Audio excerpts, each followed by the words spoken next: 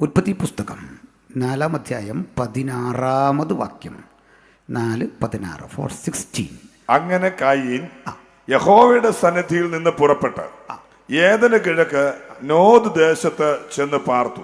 അങ്ങനെ കയീൻ യഹോവയുടെ സന്നിധിയിൽ നിന്ന് പുറപ്പെട്ട് ഏദന് കിഴക്ക് നോദ് ദേശത്ത് ചെന്ന് പാർത്തു. കയീൻ തന്റെ ഭാര്യയെ പരിഗ്രഹിച്ചു. അവൾ ഗർഭം ധരിച്ചു ഹാനോക്കിനെ പ്രസവിച്ചു. അവൻ ഒരു പട്ടണം പണിതു, ഹാനോക്ക് എന്ന് തന്റെ മകന്റെ പേരിട്ടു.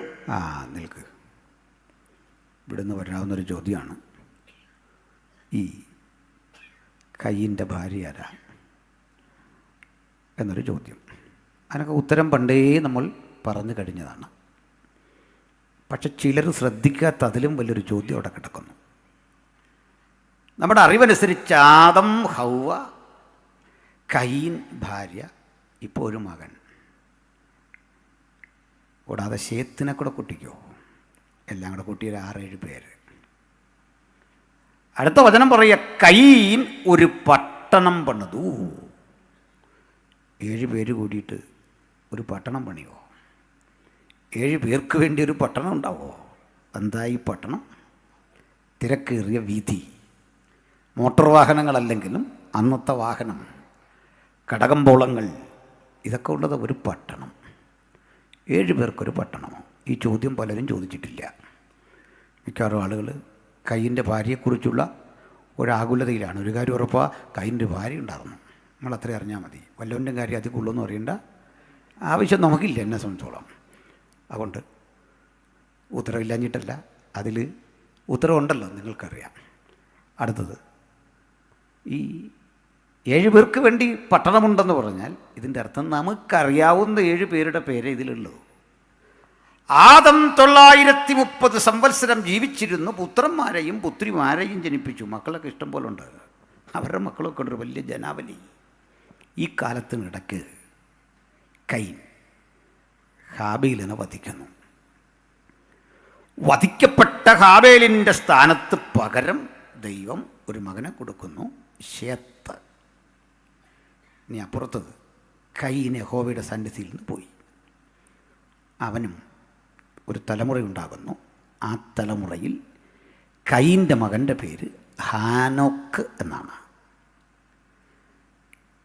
ഇതേ പേരുള്ള ഒരു ദൈവദാസനെ നമുക്കറിയാം, ആദാം മുതൽ 7-ാമനായ ഹനോക്ക്. ആ ഹനോക്ക് ഈ കയീനിലൂടെയല്ല, ശേത്തിലൂടെ. പേരൊരുപോലെ ഇരിക്കും, വ്യത്യാസമുണ്ട്. കയീനൊരു പട്ടണം പണിതിട്ട് ആ പട്ടണത്തിന് പേരിട്ടു തൻ്റെ മകൻ്റെ പേര് ഹാനോക്ക്. ഇതാണ് ചരിത്രത്തിലെ ആദ്യത്തെ നഗരം അല്ലെങ്കിൽ പട്ടണം. മനുഷ്യൻ സംസ്കാരം, നാഗരികത, സിവിലൈസേഷൻ എന്നൊക്കെ പറയുന്ന സംഭവ വികാസങ്ങളുടെ തുടക്കം കയീൻ്റെ വഴിയിൽ നിന്നാണ്. കയീൻ്റെ മകൻ്റെ പേരാണ് ആദ്യത്തെ പട്ടണത്തിന്. അതേസമയത്ത് ശേത്തിന് ജന്മം കൊടുത്ത ആദമിൻ്റെ വംശാവലിയിൽ ഒരു കാര്യം കാണുന്നു. ശേത്തിൻ്റെ കാലത്ത് യഹോവയുടെ നാമത്തിലുള്ള ആരാധന തുടങ്ങി. അപ്പോൾ ശേത്തിൻ്റെ കാലത്ത് യഹോവയുടെ നാമത്തിലുള്ള ആരാധന. അപ്പോൾ ഒരുവൻ പട്ടണം പണിതപ്പോൾ ഒരുവൻ യാഗപീഠം പണിതു. അതൊരു ചെറിയ കാര്യമാണ്. പട്ടണം എന്ന് പറയുന്നതും യാഗപീഠമെന്ന് പറയുന്നതും വലിപ്പം കൊണ്ടും സവിശേഷതകൾ കൊണ്ടും ആകർഷണീയത കൊണ്ടും വ്യത്യസ്തമാണെങ്കിലും അവർക്കെന്തു പറ്റി എന്ന് പഠിക്കണം. ശേത്തിൻ്റെ കാലത്ത് യഹോവയുടെ നാമത്തിലെ ആരാധന തുടങ്ങി. ആ തലമുറയിൽ ഒരു 7-ാമനെ കിട്ടി. ആ 7-ാമൻ്റെ പേര് ഹാനോക്ക് എന്നായിരുന്നു. അയാൾ പ്രാർത്ഥന മനുഷ്യനായിരുന്നു. അദ്ദേഹം പ്രവാചകനായിരുന്നു. അദ്ദേഹം ആത്മാവിൽ ദൂത് പ്രസംഗിച്ച ആളാണ്. മനസ്സിലായില്ലേ? നല്ലൊരു ദൈവാസൻ. അല്ല, ഗുമ്മിന് വേണ്ടി വായി വരുന്നെല്ലാം അടിച്ചു വിടുന്ന പ്രവാചകന്മാരുണ്ട്. നിങ്ങൾക്കറിയാമല്ലോ, ഞാനായിട്ട് എന്തിനാ പറയുന്നത്? ഇരിക്കട്ടൊരു ഗുമ്മ. ഇത്ര ഗുമ്മന്മാരൊന്നും ആയിരുന്നില്ല. നല്ല ആത്മാവിലെ ദൂത്. സ്തോത്രം. ഹാനോക്കിന് കുടുംബമൊക്കെ ഉണ്ടായിരുന്നു. ഹാനോക്ക് ദൈവത്തോടു കൂടെ നടന്നു, പുത്രന്മാരെയും പുത്രിമാരെയും ജനിപ്പിച്ചു. തലമുറയുണ്ടായിരുന്നു. അപ്പോൾ ഭാര്യ കൂടെയുള്ളത്, മക്കളുള്ളത്, പ്രജനനം നടക്കുന്നത്, അവരെ പോറ്റിപ്പുലർത്തുന്നത് ശുശ്രൂഷയ്ക്ക് തടസ്സമല്ലെന്ന് മാത്രമല്ല, അതൊരു പിൻബലമാണ്. ഹാനോക്ക് ദൈവത്തോടു കൂടെ നടന്നു. ദൈവം അവനെ എടുത്തുകൊണ്ടതിനാൽ മരണം കാണാതെ എടുക്കപ്പെട്ടവനെ കാണാതെയായി. വാസ്തവത്തിൽ ഇദ്ദേഹത്തെപ്പറ്റി ഒരല്പം കൂടെ ഇൻഫർമേഷൻ നമുക്ക് ബൈബിളിൽ തരേണ്ടതാണ്. അല്ലയോ ഉൽപ്പത്തിയുടെ ഗ്രന്ഥകാരനായ മോശ, ഞങ്ങൾക്ക് ഈ ഹാനോക്കിനെ പറ്റി ഒന്ന് അറിയണം. മരണം കാണാതെ എടുക്കപ്പെട്ട ഈ മനുഷ്യരിൽ വ്യാപരിച്ച ദൈവകൃപ എത്ര വലുതാ! അദ്ദേഹത്തെ ഒരു പ്രവാചകനാക്കി നിലനിർത്തുന്നതിൽ ഭാര്യയും മക്കളുമൊക്കെ വഹിച്ച പങ്കെത്ര വലുതാ! ഞങ്ങളുടെ മുമ്പിൽ അദ്ദേഹത്തെപ്പറ്റി കാര്യമായ ചരിത്രമില്ല. പിന്നെ കിട്ടുന്നൊരു പാസേജ് പുതിയ നിയമത്തിൽ യൂദാ പറയുന്നതാണ്. ആദാം മുതൽ ഏഴാമനായ ഹാനോക്ക് ഇവരെക്കുറിച്ച് പ്രവചിച്ചു. ഇവർ നടത്തിയ ഭക്തിവിരുദ്ധമായ ആധാർമിക പ്രവൃത്തികൾ നിമിത്തം ഇവരെ ന്യായം വിധിപ്പാൻ കർത്താവ് 1000 വിശുദ്ധന്മാരുമായി വന്നിരിക്കുന്നു. ഈ ഒരു പ്രവചനം ഒഴിച്ചാൽ ഹാനോക്ക് എന്ത് ചെയ്തു എന്നും ഒരു പിടിയും കിട്ടുന്നില്ല. നമുക്ക് എക്സ്ട്രാ ബിബ്ലിക്കൽ തെളിവുകളുണ്ട്, അത്ര ആധികാരികമല്ലല്ലോ, അതുകൊണ്ട് മാറ്റിവെക്കാം. ഇനി ഹാബേലിൻ്റെ തലമുറയിൽ, ഹാബേൽ മരിച്ചെങ്കിലും പകരം കിട്ടിയ ശേത്തിൻ്റെ തലമുറയിലെ ഒരേഴാമനായ ഹാനോക്ക് ഇങ്ങനെ പ്രവചിച്ചപ്പോൾ പട്ടണം പടുത്തുയർത്തിയ ഈ കയീൻ്റെ തലമുറയ്ക്ക് എന്തു പറ്റി ഒന്ന് പഠിക്കണം. അത് ഉൽപ്പത്തിയിലുണ്ട്. ഹാബേലിനെപ്പറ്റി ഒന്നും ഹാനോക്കിനെപ്പറ്റി കാര്യമായി എഴുതാതെ വിട്ട ഗ്രന്ഥകാരൻ കയീൻ്റെ കുടുംബചരിത്രം നന്നായിട്ടങ്ങ് എഴുതി. വായിക്കാം, ഇപ്പോൾ വായിച്ചതിൻ്റെ ബാക്കി. ഹാനോക്ക് എന്ന് തന്റെ മകന്റെ പേരിട്ടു. ഹാനോക്കിന് ഈരാദ് ജനിച്ചു. ഈരാദ് മെഹുയേലിനെ ജനിപ്പിച്ചു. മെഹുയേൽ മെതുശയേലിനെ ജനിപ്പിച്ചു. അല്ലല്ലോ, മെതുശയേൽ ലാമെക്കിനെ ജനിപ്പിച്ചു. അവിടെ നിൽക്കുക. കണക്കെണ്ണി വന്നാൽ ഇവനാണ് ഈ തലമുറയിലെ ഏഴാമൻ. പിടികിട്ടിയോ? കയീന്റെ മകൻ ഹാനോക്ക് ഈരാദിനെ ജനിപ്പിച്ചു. ഈരാദ് മെഹുയേലിനെ ജനിപ്പിച്ചു. മെഹുയേൽ മെഹൂശലേഖിനെ ജനിപ്പിച്ചു. മെഹൂശലേ ലാമെക്കിനെ ജനിപ്പിച്ചു. 2 ഏഴാമന്മാർ, 2 അടുത്ത്. ഒരേ കാലഘട്ടത്തിൽ ജീവിച്ചിരുന്ന 2 കൊച്ചുമക്കൾ, 7ാം തലമുറയിലെ 2 കൊച്ചുമക്കൾ. അപ്പോഴും ആദം ജീവിച്ചിരിപ്പുണ്ട് കേട്ടോ. ഈ കാലത്തും ആദം ഉൾപ്പെടെ നിലനിന്നിരുന്ന പൂർവികരെ ഇവരുടെ ഒരു കാഴ്ച കണ്ടു, ഒരു പ്രവൃത്തി, ഒരു രീതി കണ്ടു. എന്താ അത് നോക്കാം. അയാൾ എന്ത് ചെയ്തു? വായിച്ച്. ലാമെക്ക് 2 ഭാര്യമാരെ എടുത്തു. ഭയങ്കരമായിപ്പോയി. 7ാം തലമുറയിലൊരു ഹാനോക്ക് പ്രവചനം തുടങ്ങിയപ്പോൾ ലാമെക്ക് 2 ഭാര്യമാരെ എടുത്തു. മനസ്സിലായോ? അങ്ങനെ ഈ മാനവരിൽ മഹോന്നതൻ എന്നൊക്കെ പറയുന്ന ആളുകളുടെ ആരംഭം ഇവിടെ നിന്നാണെന്ന് എനിക്ക് തോന്നുന്നു. 2 ഭാര്യമാരെ എടുത്തു. ഒരുത്തിക്ക് ആദ എന്നും മറ്റവൾക്ക് സില്ല എന്നും പേർ. കണ്ടോ, മാന്യമായിട്ട് ജീവിച്ചവൻ്റെ ഭാര്യയുടെ പേരും ഇല്ല, കുഞ്ഞുങ്ങളുടെ പേരും ഇല്ല. ഈ ഉൽപ്പത്തിയുടെ ഗ്രന്ഥകാരൻ എന്ത് പറ്റി? ഒരുത്തന് 2 ഭാര്യമാർ, അവരുടെ പേര് ആദ എന്നും സില്ല എന്നും 2 പേർ. പിന്നെ വായിക്കാം. ആദ യാബാലിനെ പ്രസവിച്ചു. കണ്ടില്ലേ, ആ പിള്ളേരുടെ പേര് വരെ ഉണ്ടെന്ന്. പ്രാർത്ഥിച്ച് ഈ പാവം മനുഷ്യനെ ദൈവസന്നിധി നിലനിർത്തി ആ കുഞ്ഞുങ്ങളുടെ പേരും ഇല്ല. ചിലപ്പോൾ ഞാൻ ബൈബിൾ വായിച്ചിട്ട് ഓർക്കാറുണ്ട്, 5 അപ്പവും 2 മീനും കൊടുത്ത ചെറുക്കൻ്റെ പേര് എഴുതേണ്ടതായിരുന്നു. നയമാൻ്റെ അടുത്ത് ചെന്ന്, ഇവിടെ ഇങ്ങനെ പ്രശ്നമുണ്ട്, നയമാനെ അടുത്ത് ചെന്നിട്ടൊരു പ്രവാചകനുണ്ടെന്ന് പരിചയപ്പെടുത്തിയ ആ ഹോം നേഴ്സിൻ്റെ പേര് എഴുതേണ്ടതാണ്. എഴുതിയില്ല. പക്ഷേ ഈ മനുഷ്യ ഈ പിള്ളേരുടെ പേരെല്ലാം എഴുതി വച്ചിരിക്കുക. ഭയങ്കരമായിപ്പോലെ, ഓർത്തിട്ട് തന്നെ ഒരു വിഷമം പോലെ. കുറ്റം പറയല്ല, ഒരു കാരണമുണ്ട്. ഇവിടെ ഒരു പയ്യൻ്റെ പേര് യാബാൽ. അവൻ്റെ ജോലി പറഞ്ഞേ, വായിക്കാം. ആദാ യാബാലിനെ പ്രസവിച്ചു. അവൻ കൂടാരവാസികൾക്കും പശുപാലകന്മാർക്കും പിതാവായി തീർന്നു. അപ്പൊ ആനിമൽ ഹസ്ബൻഡറി, ലൈഫ് സ്റ്റോക്ക് കൃഷി. അപ്പൊ കൂടാരവാസികൾക്കും മൃഗങ്ങളെ ഇണക്കി വളർത്തുന്ന പ്രക്രിയയ്ക്കും ഉൾപ്പെടെയുള്ള കാർഷിക രംഗത്തേക്ക് അവൻ തിരിഞ്ഞു. എന്ത് മനസ്സിലായി? ഒരു തലമുറയിൽ യാഗപീഠം, ആ തലമുറയിൽ ദൈവത്തോടു കൂടെ നടക്കുന്നവൻ, ആ തലമുറയിൽ നോഹ എന്ന നീതിപ്രസംഗി, ആ തലമുറയിൽ അബ്രഹാം എന്ന വിശ്വാസ പിതാവ്, ആ തലമുറയിൽ ദേവാലയം പണി കഴിപ്പിക്കാൻ ദൈവത്താൽ നിയോഗിതനായ ദാവീദ്, അത് യാഥാർത്ഥ്യമാക്കുന്ന ശലോമോൻ, ആ തലമുറയിൽ നമ്മുടെ കർത്താവായി യേശു ക്രിസ്തു. ഇപ്പുറത്തൊരു തലമുറ പട്ടണം പണിതു.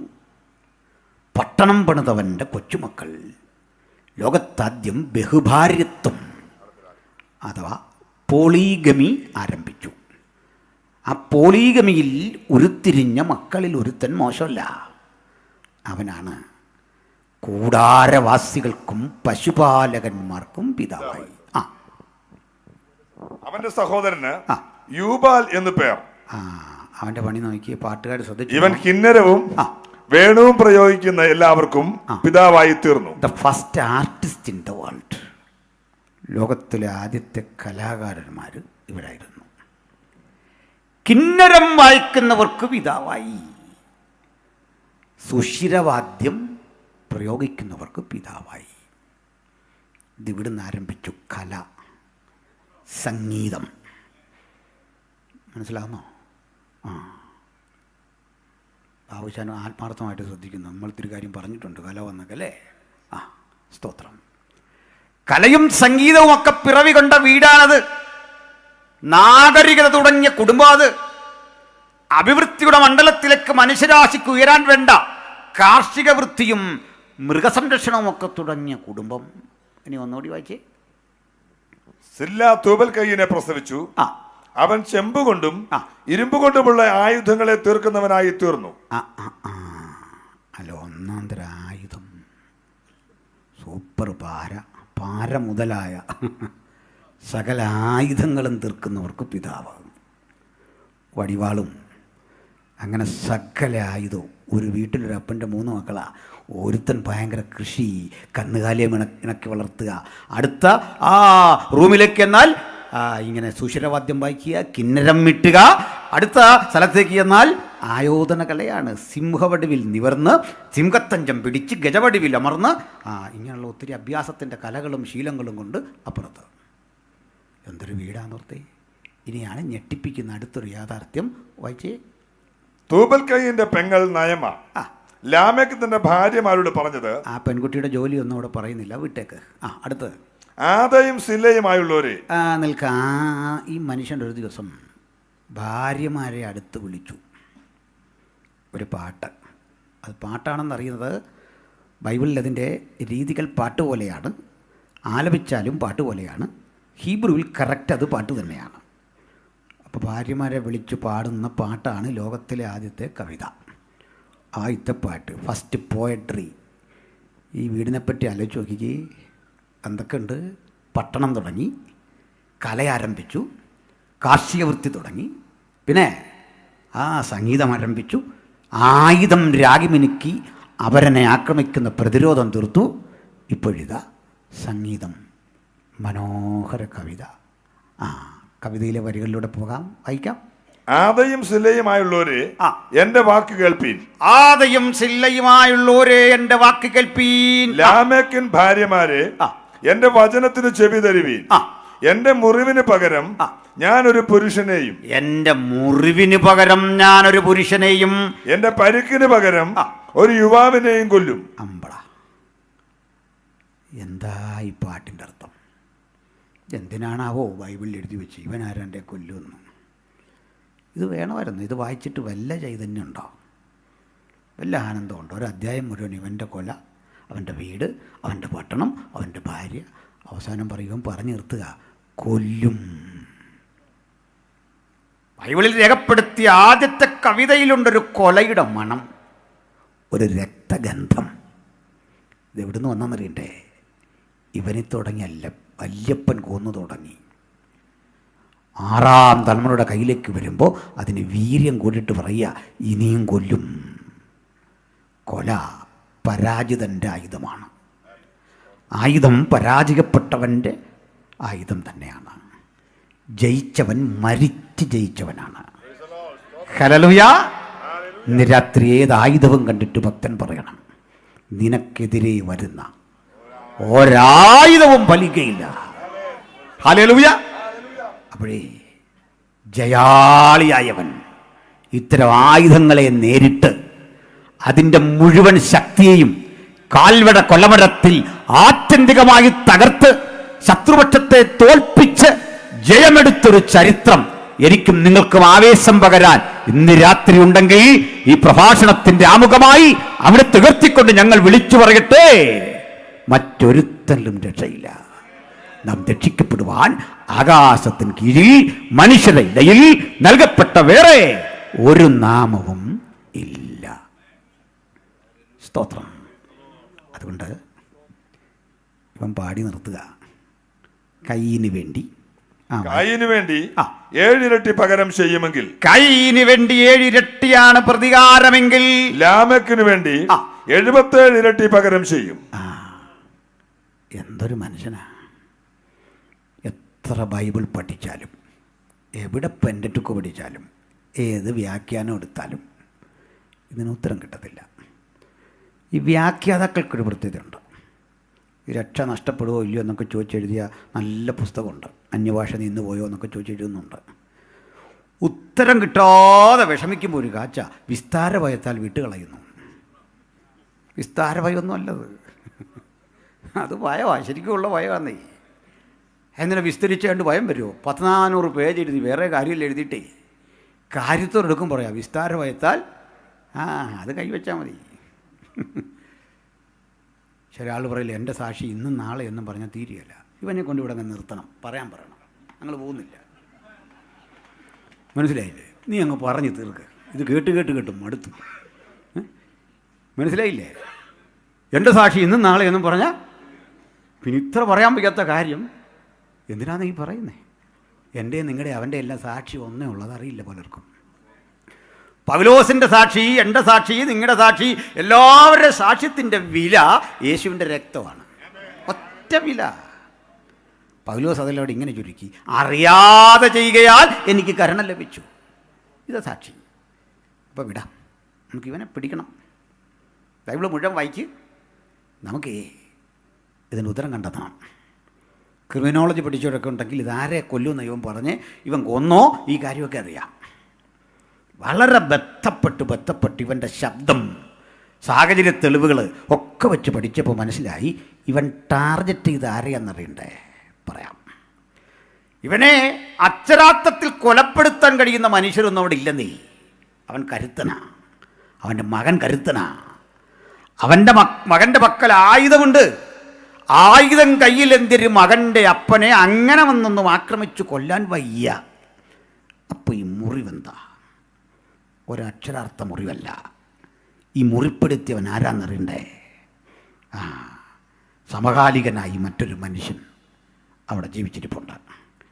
ആ മനുഷ്യൻ പറഞ്ഞു, ഇവർ അഭക്തിയോടെ ചെയ്ത ഭക്തിവിരുദ്ധമായ നിഷ്ഠൂര പ്രവൃത്തികൾ നിമിത്തം നിന്നെ ന്യായം വിധിക്കാൻ ഇതാ കർത്താവ് 1000 വിശുദ്ധന്മാരുമായി വന്നിരിക്കുന്നു. ആത്മാവിൽ കർത്തൃസാന്നിധ്യം കണ്ടറിഞ്ഞ പ്രവാചകൻ ദൂതറിയിച്ചപ്പോൾ ദൂതൽപ്പിച്ച മുറിവില് ലജ്ജിച്ച് അപമാനിതനായ ഇവൻ വിളിച്ചു പറയാ, ഞാൻ കൊല്ലും. ആരെ? ആത്മനിറവുള്ളവനെ, ദൂതുള്ളവനെ, കർത്തൃസാന്നിധ്യം കണ്ടവനെ 1000 വിശുദ്ധന്മാരുമായി ന്യായവിധിക്ക് വരുന്ന കർത്താവിനെ ഹൃദയത്തിൽ കണ്ടവനെ നോക്കി പറയാ, നിന്നെ കൊല്ലും.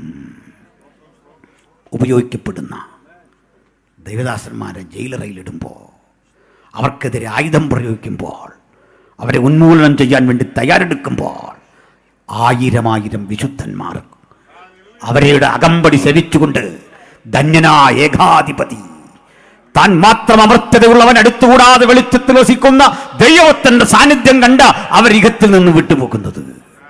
ഹല്ലേലൂയ, സ്തോത്രം. ഗ്രഹാം സ്റ്റെയിൻസും തിമോത്തിയും ഫിലിപ്പും മരിച്ചു വീഴുന്ന രംഗം നമ്മൾ നേരിട്ട് കണ്ടാൽ നമുക്കും വേദന വരും. നമ്മളറിഞ്ഞതിൻ്റെ അപ്പുറത്ത് ഒരർത്ഥം അതിനുണ്ട്. ആദരനായ PG വരസംഗിൾ എൻ്റെ ചെറിയ വീട്ടിൽ വന്നു. ആ വന്ന ദിവസം ജാനുവരി 22 സ്റ്റെയിൻസിനെ കൊന്ന ആ ദിവസമാണ്. അപ്രതീക്ഷിതമായി ചില കാര്യങ്ങൾ ഞങ്ങൾക്ക് സംസാരിച്ചുകൊടുത്തിട്ട് ഞാൻ പറഞ്ഞു, അങ്കിൾ, നമ്മളിന്ന് കൂടി കാണുമ്പോൾ ഈ ദിവസത്തിൻ്റെ പ്രത്യേകതയുണ്ട്.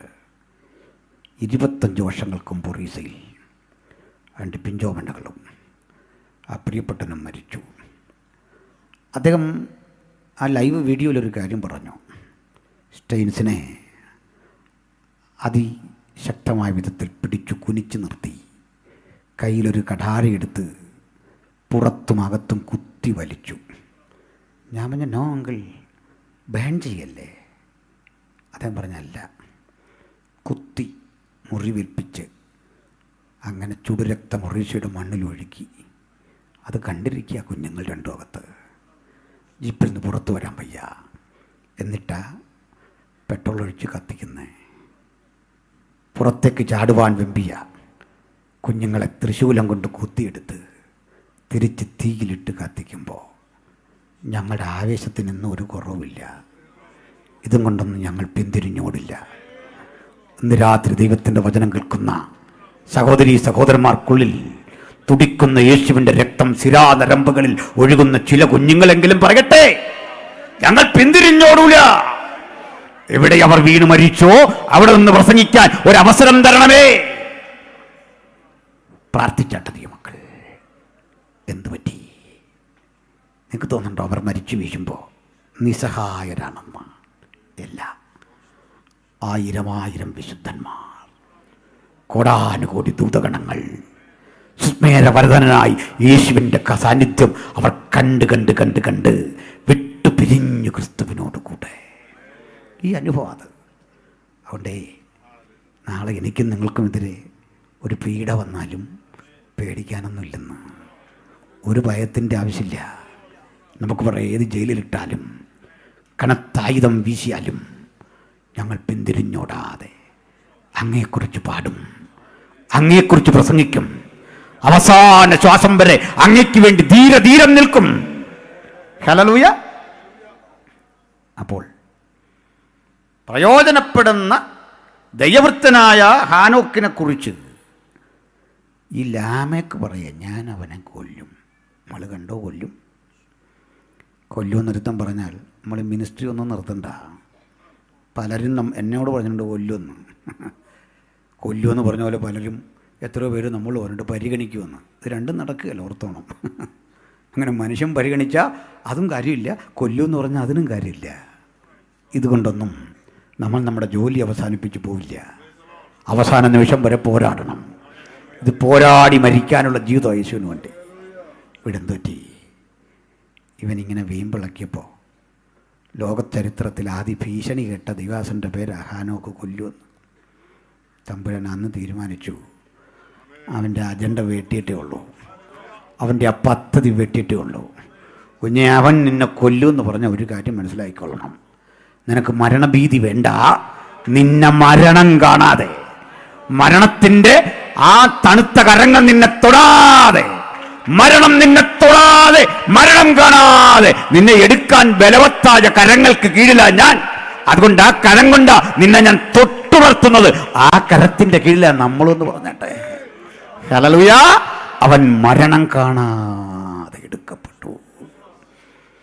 ഒരുത്തൻ കൊല്ലും എന്ന് പറഞ്ഞപ്പോഴേ പത്തൻ മരണം കാണാതെ എടുക്കപ്പെട്ടു.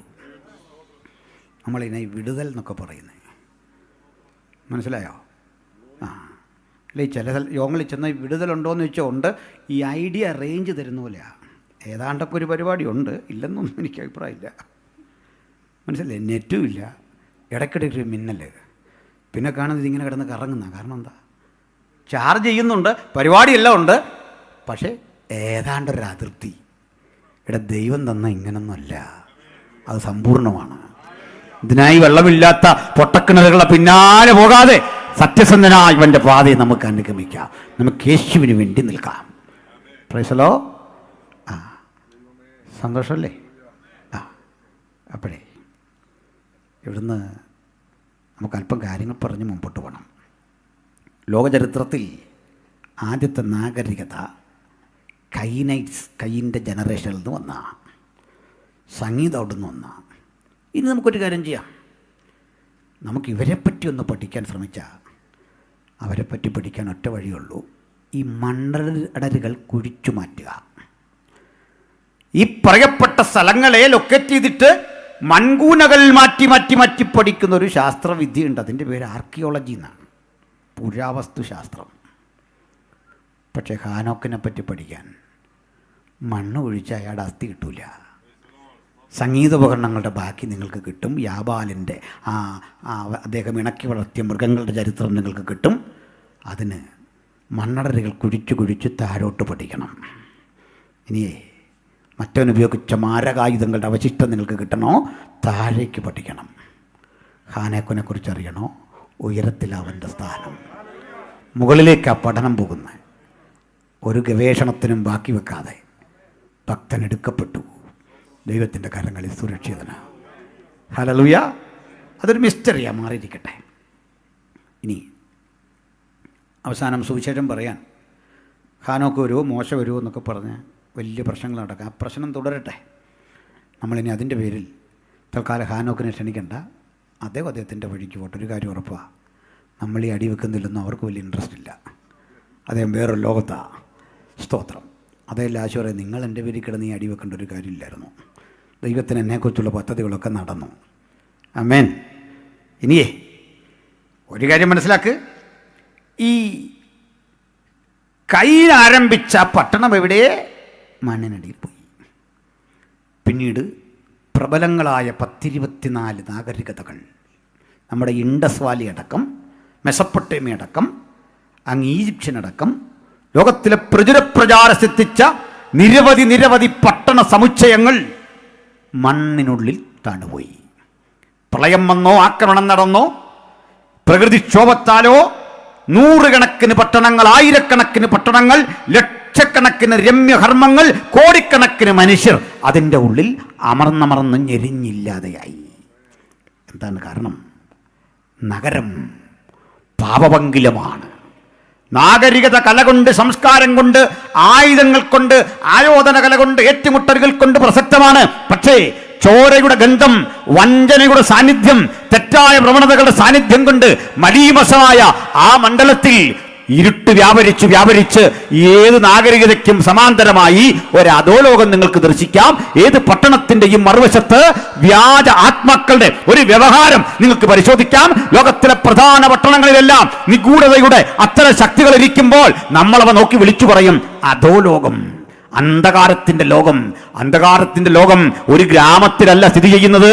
കനത്ത പട്ടണങ്ങളുടെ നടുവിൽ തിന്മയായി, ചൂതുകളിയായി, കള്ളവാറ്റായി, കഠിനമായ ജീവിതത്തിന്റെ അനവധി തിന്മകളുടെ വഴിയായി അത് നിലനിൽക്കുമ്പോൾ ഏത് പട്ടണത്തിലും ഇത്തരം അധാർമികത കൊടികുത്തി വാഴുമ്പോൾ ഈ നഗരങ്ങളൊക്കെ ഒരു ദിവസം നശിക്കും. യോഹന്നാൻ ഹൃദയം തുറന്നു പിടിച്ചപ്പോൾ മറ്റൊരു നഗരം കണ്ടു, ദൈവശില്പിയായി നിർമ്മിച്ചതും അടിസ്ഥാനമുള്ളതുമായ മറ്റൊരു നഗരം. ആ നഗരം ചൂണ്ടിക്കാണിച്ചിട്ട് വെളിപ്പാട് പുസ്തകത്തിലേക്ക് കടക്കുമ്പോൾ വചനം വെളിപ്പെടുത്തി തരിക. ആ നഗരത്തിന്റെ പ്രത്യേകത, വീഥിയുടെ നടുവിൽ മനോഹരമായ ഒരു നീർച്ചാലിൻ്റെ ഒഴുക്ക്.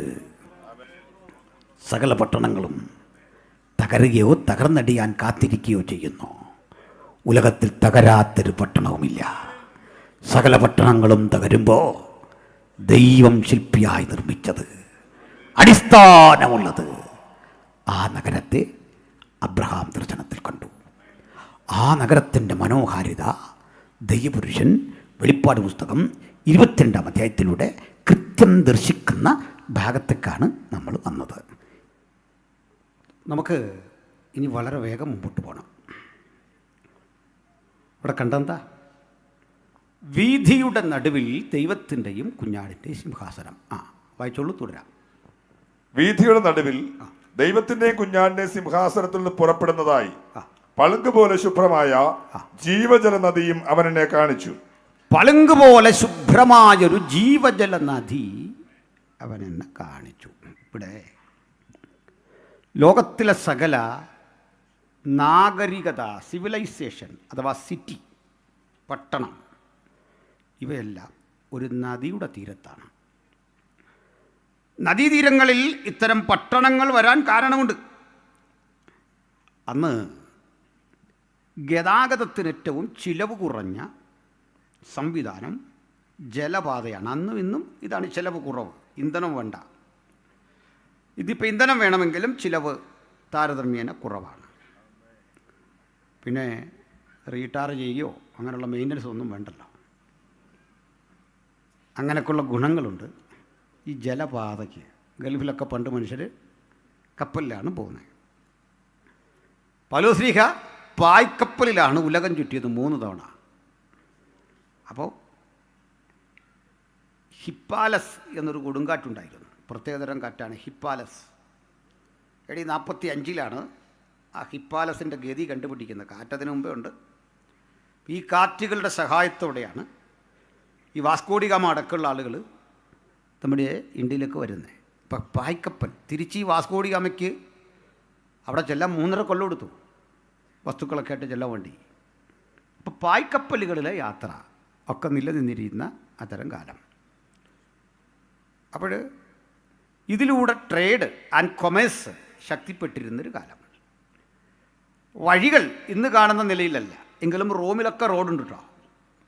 എല്ലാ റോഡും റോമിലേക്കെന്ന പഴമൊഴിയുണ്ട്. കല്ലുവാകി ഉറപ്പിച്ച റോമൻ റോഡുകൾ പ്രസിദ്ധമായിരുന്നു. ബാബിലോണിലെ റോഡുകളും പ്രസിദ്ധമായിരുന്നു. ബാബിലോണിയ റോഡുകളുടെ പ്രത്യേകത വളവും തിരിവുമില്ലാതെ നിവരേ തുറക്കുന്ന റോഡുകളാണ്. അതിൻ്റെ ഇരുവശവും തണൽ മരങ്ങൾ വെച്ച് പിടിപ്പിച്ചിരിക്കുകയാണ്. ഇത്ര ഭംഗിയുള്ള റോഡുകൾ അന്നുണ്ട്. കാര്യമായ റോഡൊന്നും ഇല്ലാതിരുന്ന ഒരു സ്ഥലം നമ്മുടെ ഇന്ത്യയാണ്, നമ്മുടെ കേരളമാണ്. കേരളത്തിലൊന്നും റോഡില്ല. കേണൽ മൺറോ നമ്മുടെ തിരുവിതാംകൂർ രാജാവിൻ്റെ അടുത്ത് എന്ന് പറയും, നമുക്ക് തിരുവനന്തപുരം മുതൽ കാസർഗോഡ് വരെ ഒരു റോഡ് വെട്ടണം, ബ്രിട്ടീഷ് ഇന്ത്യയിലാണ്. രാജാവ് അമ്പരന്നു. ഒന്നാമത് റോഡിൻ്റെ ഒരു ആവശ്യമില്ല, കാരണം ഇവർക്ക് റോഡ് വേണ്ട. ഇവരെ ഈ പല്ലക്കെന്നറിയപ്പെടുന്നൊരു സംവിധാനത്തിൽ ഇരുത്തി മനുഷ്യൻ ചുമന്നുകൊണ്ട് പോവാണ്. ഇവർക്ക് വഴിയും വേണ്ട, റോഡും വേണ്ട. അവിടെ കയറി അനങ്ങാതെ ഇരുന്നാൽ മതി. മനുഷ്യർ കാടും പള്ളയെ കിടന്ന് ഇവരെ എടുത്തുകൊണ്ട് പൊക്കോളും. അപ്പോൾ എന്തിനാ പിന്നെ വഴി? അതിൻ്റെ ആവശ്യമില്ല. അപ്പോൾ അതുകൊണ്ട് റോഡ് വലിയ ഗൗരവമുള്ള. അദ്ദേഹം പറഞ്ഞ മുറജപം എന്ന പേരിൽ 12 വർഷത്തിലൊഴിക്കെ നടക്കുന്ന ഒരു ആചാരം ഇവിടെ ഉണ്ട്. പരദേശ ബ്രാഹ്മണരെയൊക്കെ വിളിച്ച് സദ്യ കൊടുക്കുന്നൊരു ഏർപ്പാടാണ് ആന്ധ്രയിൽ നോക്കേ. അതിലേക്ക് ഇൻവെസ്റ്റ് ചെയ്യണം. മൺറോ പറഞ്ഞു പൈസ വേണ്ട, അത് വെട്ടാൻ വേണ്ട സപ്പോർട്ട് ചെയ്താൽ മതി, തൊഴിലാളികളെയൊക്കെ വേണം. ആ സമ്മതിച്ചു. കേണൽ മൺറോ തിരുവനന്തപുരം മുതൽ കൊല്ലം വരെയുള്ള സ്ഥലങ്ങളിലെ സ്ത്രീ പുരുഷന്മാർ ജോലി ചെയ്യാൻ താല്പര്യമുള്ളവരൊക്കെ വിളിച്ചു. അതുവരെ കേരളം കണ്ടത് ഊഴിയ വേല എന്ന ഒരു തൊഴിൽ രീതിയാണ്. എന്താണ് ഊഴിയ വേല? ഭക്ഷണത്തിന്, പണിക്ക് പകരം ഭക്ഷണം, ഫുഡാണ് കൊടുക്കുന്നത്. ഒരു പിടി ധാന്യം വീട്ടിലേക്കും കൊടുത്തോട്ടും. ഇല്ല കൂലി എന്നൊന്നില്ല, പണമൊന്നൊന്നില്ല. മലയാളി ആദ്യം കൂലി കണ്ട് പൈസ വാങ്ങി ജോലി ചെയ്തത് നാഷണൽ ഹൈവേയുടെ വർക്കിനാണ്. അത് കൊടുത്തത് കേണൽ മൺറോയാണ്. ഈ പണം കണ്ട് ഒരേ കണ്ണ് തള്ളിപ്പോയി. അന്ന് ഈ പണത്തിന് പറയുന്ന പേര് ചക്രം എന്നാണ്, പത്മനാഭൻ്റെ ചക്രം. അവിടെ നിന്നാണ് ഈ കമ്മട്ടം ഇതടിച്ച് പുറത്തേക്ക് വിടുന്നത്. നോക്കണേ, പാവപ്പെട്ട ചാന്നാർ യുവതികൾ ഈ പൈസ കണ്ടു, പുരുഷന്മാരൊക്കെ കണ്ടു. ഈ കാശുമൊക്കെ ആയിട്ട് ഒരാഴ്ചത്തെ കൂലി വാങ്ങി വീട്ടിൽ വന്നിട്ട് പുരുഷന്മാരെല്ലാം പോയി കള്ളു കുടിച്ചു. കള്ളു കുടിക്കാൻ അനുവാദം ഇല്ലാത്തതാണ് അവർക്ക്, കാരണം അയിത്തമുണ്ട്. കള്ളു കുടിച്ചിട്ട് ചാലാക്കമ്പോളത്തിലിറങ്ങി അവിടെ മുതൽ തെറി തുടങ്ങി. നടന്ന സംഭവമാണ്, കേരള ചരിത്രത്തിലുള്ളതാണ്. തെറി വിളിച്ചു രാജാവിൻ്റെ മുമ്പിൽ വന്ന് പുള്ളിയും കൂടെ തെറി വിളിച്ചു. എന്തിനാന്ന് വെച്ചാൽ ഇത്രയും നാൾ പുള്ളിയോട് ഇവരോട് ചെയ്ത ആ ദുഷ്കൃത്യങ്ങളെല്ലാം മനസ്സിൽ വെച്ചിട്ട് പൂരത്തെറി. വലിയ പ്രശ്നമായിപ്പോയി. അപ്പോൾ കാശ് കയ്യിലിരുന്നാൽ കിട്ടാവുന്നൊരു ധൈര്യം കണ്ടില്ല, ഭയങ്കരമായിപ്പോയി. ചുരുക്കി പറഞ്ഞാൽ കേണൽ മൺറോ ആണ് നമ്മൾ ഇന്ന് കാണുന്ന തിരുവനന്തപുരം മുതൽ കാസർഗോഡ് വരെയുള്ള ഹൈവേയുടെ രൂപവൽക്കരണം. അങ്ങനെയാണ്. പിന്നെ ആ റോഡിൽ നമ്മൾ വർഷാവർഷം ഒന്ന് റീടാർ ചെയ്തിട്ട് ഒരു വെള്ള വരയിടുക മാത്രമാണ് ഇപ്പോൾ ചെയ്യുന്നത്. മനസ്സിലായില്ലേ? ഒരു വെള്ള വരയിട്ട ഏത് വരെയും ഏത് റോഡും ഹൈവേ ആകും. ഏത് റോഡും ഹൈവേ ആക്കാൻ അല്പം കുമ്മായം മതി എന്നർത്ഥം. ഒരു പ്രശ്നമില്ല. പോട്ടെ. അപ്പോഴേ ഇത്രയും പറഞ്ഞത്, ഈ പ്രധാന നഗരങ്ങളെല്ലാം പണ്ട് നദീതീരത്താണ്. നമ്മുടെ നാട്ടിലേക്കും വന്ന ബ്രിട്ടീഷുകാർ നദീതീര നഗരങ്ങളെല്ലാം ഹൈജാക്ക് ചെയ്തു. ബ്രിട്ടീഷുകാർ മാത്രമല്ല, ഡച്ചുകാരും ഫ്രഞ്ചുകാരും ഒക്കെ ഈ കൊച്ചിയും ആലപ്പുഴയും ഒക്കെ പ്രിയപ്പെട്ട സ്ഥലങ്ങളായിരുന്നു. ഉൽപ്പന്നങ്ങൾ കൊണ്ടുപോകാൻ വാങ്ങാൻ ഇത് വളരെ വിലപിടിപ്പുള്ള പ്രിയപ്പെട്ട സ്ഥലങ്ങളാണ്. ആ ഘട്ടത്തിൽ ഇത്തരം സ്ഥലങ്ങളിലെല്ലാം ഒരു നദി ഉണ്ടെന്ന് ഉറപ്പ്. ഇന്ത്യൻ സംസ്കാരം അതിൻ്റെ ഏറ്റവും പ്രധാനപ്പെട്ട സ്ഥാനങ്ങളിൽ പഠിച്ചാൽ ഭാരതീയ സംസ്കാരം, ഇൻഡസ് വാലി എന്നൊക്കെ നമ്മൾ പറയുന്ന സിന്ധു നദീതട സംസ്കാരം, അത് നദീതീരത്താണ്. ഇനി ചൈനയിൽ ചെന്നാൽ ഹൊയാങ്ഹോ നദിയുടെ തീരത്താണ് അവരുടെ സംസ്കാരം രൂപപ്പെട്ടു വരുന്നത്. ഇനി ഈജിപ്തിലേക്ക് എന്നാൽ നൈൽ നദിയുടെ തടത്തിലാണ് അവരുടെ സംസ്കാരങ്ങൾ ഡെവലപ്പ് ചെയ്യപ്പെടുന്നത്. അങ്ങനെയെങ്കിൽ സ്വർഗീയ സംസ്കാരം, അവിടുത്തെ നാഗരികത ഒരു നദിയുടെ തീരത്താണ്. ആ നദിയെപ്പറ്റിയാണ് പറഞ്ഞത്. വീഥിയുടെ നടുവിൽ ദൈവത്തിൻ്റെയും കുഞ്ഞാടിൻ്റെയും സിംഹാസനം. പിന്നെ സിംഹാസനത്തിൽ നിന്ന് പുറപ്പെടുന്നതായി പളുങ്കുപോലെ ശുഭ്രമായ ജീവജല നദിയും അവൻ എന്നെ കാണിച്ചു. പളുങ്കുപോലെ ശുഭ്രമായ ജീവജല നദി. ഇത് പറയുമ്പോഴേ ലോകത്തിൽ പലതരം വെള്ളമാണ്. വെള്ളം മനുഷ്യൻ്റെ ദാഹത്തിനും ശുദ്ധീകരണത്തിനുമുള്ളതാണ്. പക്ഷേ ഏറ്റവും വലിയ മാലിന്യവാഹിയും വെള്ളമാണ്. അതിനൊരു ബൈബിളിൽ തന്നെ തെളിവ് തരാം. മിഡിൽ ഈസ്റ്റിൽ കിട്ടാവുന്ന ഒരേ ഒരു ശുദ്ധജലം ഗലീലിയക്കടലിലെ വെള്ളമാണ്. ഈ ഗലീലിയക്കടൽ ഒരു കടലല്ല, അതൊരു തടാകമാണ്. ആ തടാകത്തിലെ വെള്ളം വീണ്ടും ജാതികളുടെ ഗലീലി എന്നറിയപ്പെടുന്ന ഭൂപ്രദേശത്തു കൂടി ഒഴുകും. നമ്മുടെ ഗദരദേശം, മറ്റേ ഭ്രാന്തൻ വന്ന സ്ഥലം, ഇതുവഴി ഒഴുകി താഴേക്ക് പോകും. ഗലീലക്കടലിലെ വെള്ളമാണ് യോർദാനിലെയും വെള്ളം. കാരണം ഈ ഗലീലക്കടൽ എന്ന തടാകത്തിൽ സ്വരുക്കുട്ടി വച്ചിട്ടുള്ള ആ വെള്ളം ബഹിർഗമിച്ച് പുറത്തു പോകുന്ന ഒരു ചാലിൻ്റെ പേരാണ് യോർദാൻ. ഇവിടുന്നാണ് വളരെ വ്യത്യസ്തങ്ങളായ 153 മത്സ്യങ്ങൾ വില വീശി പത്രോസിന് കിട്ടുന്നത്. ഈ 153 വെറൈറ്റികളാണെന്നാണ് കണക്ക്. സുലഭമായ മത്സ്യസമ്പത്തുള്ള ഒരു ചെറിയ തടാകം, നല്ല വെള്ളം. ഇനി രസവഹമായൊരു കാര്യമുണ്ട്. ഈ തടാകം അന്ന് ധാരാളമായി മനുഷ്യൻ അടുത്ത കാലത്ത് കുടിച്ച് ആവശ്യകതകൾക്കെടുത്ത് വറ്റാൻ തുടങ്ങിയപ്പോഴേക്കും ഐക്യരാഷ്ട്രസഭ ഇവിടേക്ക് 3 പ്രതിനിധികളെ വിട്ടു പഠിക്കാൻ, സയൻറ്റിസ്റ്റുകളെ. ഒരാൾ ഈജിപ്തിൽ നിന്ന്, മറ്റൊരാൾ സിറിയയിൽ നിന്ന്, ഇനി ഒരാൾ ലെബനിൽ നിന്ന്. വലിയ സയൻറ്റിസ്റ്റുകളാണ്. വേറൊരു ഗവേഷണം നടത്തിയൊരു കാര്യം പറഞ്ഞു. 96 ആകുമ്പോഴേക്കും ഈ ഗലീലിയക്കടൽ വറ്റും, വെള്ളമില്ലാതെ വരും. ഇസ്രയേലിൽ ഏറ്റവും അസുലഭമായ വസ്തുവായി വെള്ളം മാറും. ഇന്നും മിഡിൽ ഈസ്റ്റിൽ പെട്രോളിനേക്കാൾ വില വെള്ളത്തിനുണ്ട്. ഇതേ വിധത്തിലാകും വെള്ളം. ആ നിരീക്ഷണം കേട്ടപാടെ അവരുണർന്നു. എന്തെന്നറിയണ്ടേ? മധ്യധരണിക്കടലിലെ വെള്ളമടിച്ച് ഹെർമോന്യ മലയുടെ മുകളിൽ കയറ്റി അവിടെ നിന്ന് ഉപ്പ് വേർതിരിച്ചെടുത്ത് ലോകത്തിലെ ഏറ്റവും ക്വാളിറ്റിയുള്ള ഉപ്പ് അതുണ്ടാക്കി. അതിൻ്റെ ലവണാംശം എടുത്തു കളഞ്ഞപ്പോൾ, മാറ്റിയപ്പോൾ വെള്ളം ശുദ്ധജലമായി. ഈ ശുദ്ധജലം ഈ നീരൊഴുക്കിലൂടെ വീണ്ടും വരും വഴിക്ക് തടയണ കെട്ടി വെള്ളം സംഭരിച്ച് വൈദ്യുതി ഉൽപ്പാദിപ്പിച്ചു. ആ വെള്ളം വീണ്ടും പുറപ്പെട്ടു വന്നു. അതിനെ ഗലീലിയക്കടലിൽ കൊണ്ടിറക്കി. ഗലീലിയക്കടൽ വീണ്ടും ഉയരാൻ തുടങ്ങി. 96 ഗലീലിയക്കടൽ വറ്റുമെന്ന് നിരീക്ഷിച്ചവരെ അത്ഭുതപ്പെടുത്തിക്കൊണ്ട് 93 കടൽ ജലം ഉയർന്നു. ഏതൊക്കെ രാജ്യങ്ങളിൽ നിന്ന് പ്രതിനിധികൾ വന്ന് നിരീക്ഷണം നടത്തിപ്പോയോ അവിടേക്കൊക്കെ ഇന്ന് വെള്ളം കയറ്റി വെച്ച് വിറ്റ് പണം സമാഹരിക്കുന്ന ഒരു രാജ്യമായി അത് മാറി. ഈ വെള്ളത്തിന് ഒത്തിരി പ്രത്യേകതയുണ്ട്. അത് തന്നെ മറ്റൊരു പ്രസംഗ വിഷയം. ഈ വെള്ളം യോർദാനിലൂടെ ഒഴുകി ഒഴുകി അങ്ങ് താഴെ ചെല്ലുമ്പോൾ ഇത് ചെല്ലുന്ന സ്ഥലത്തിൻ്റെ ഒരു പ്രത്യേകതയുണ്ട്. ചാവുകടൽ, ദ ഡെഡ് സീ. ഇത് ചാവുകടലിലാണ് ചെല്ലുന്നത്. ഇടയ്ക്ക് ചെറിയൊരു തടാകമൊക്കെ ഉണ്ട്. ഇതും കടന്ന് ചാവുകടലിൽ ചെല്ലും. ചാവുകടലൊരു പ്രത്യേകതയുണ്ട്. ലോകത്തിലേറ്റവും സാന്ദ്രത കൂടിയ വെള്ളമാണ്. സാന്ദ്രത കൂടിയ വെള്ളം. അതുകൊണ്ട് തന്നെ നമ്മളൊരാൾ തലമുക്കിയാൽ അവിടെ ഒന്ന് ചാടിച്ചാകാമെന്ന് വിചാരിച്ചാൽ അത്ര എളുപ്പമല്ല. കാരണം പൊങ്ങിക്കിടക്കുക വെള്ളത്തിൽ. ഇനി മലയാളിയല്ലേ, അല്പം ബലം പിടിച്ച് ഒന്ന് മുങ്ങാമെന്ന് വെച്ചാൽ പിന്നെ പൊങ്ങാനും പാടാ, വലിയ പാടാ, കട്ടി അതുപോലെ അത്തരം വെള്ളമാണ്.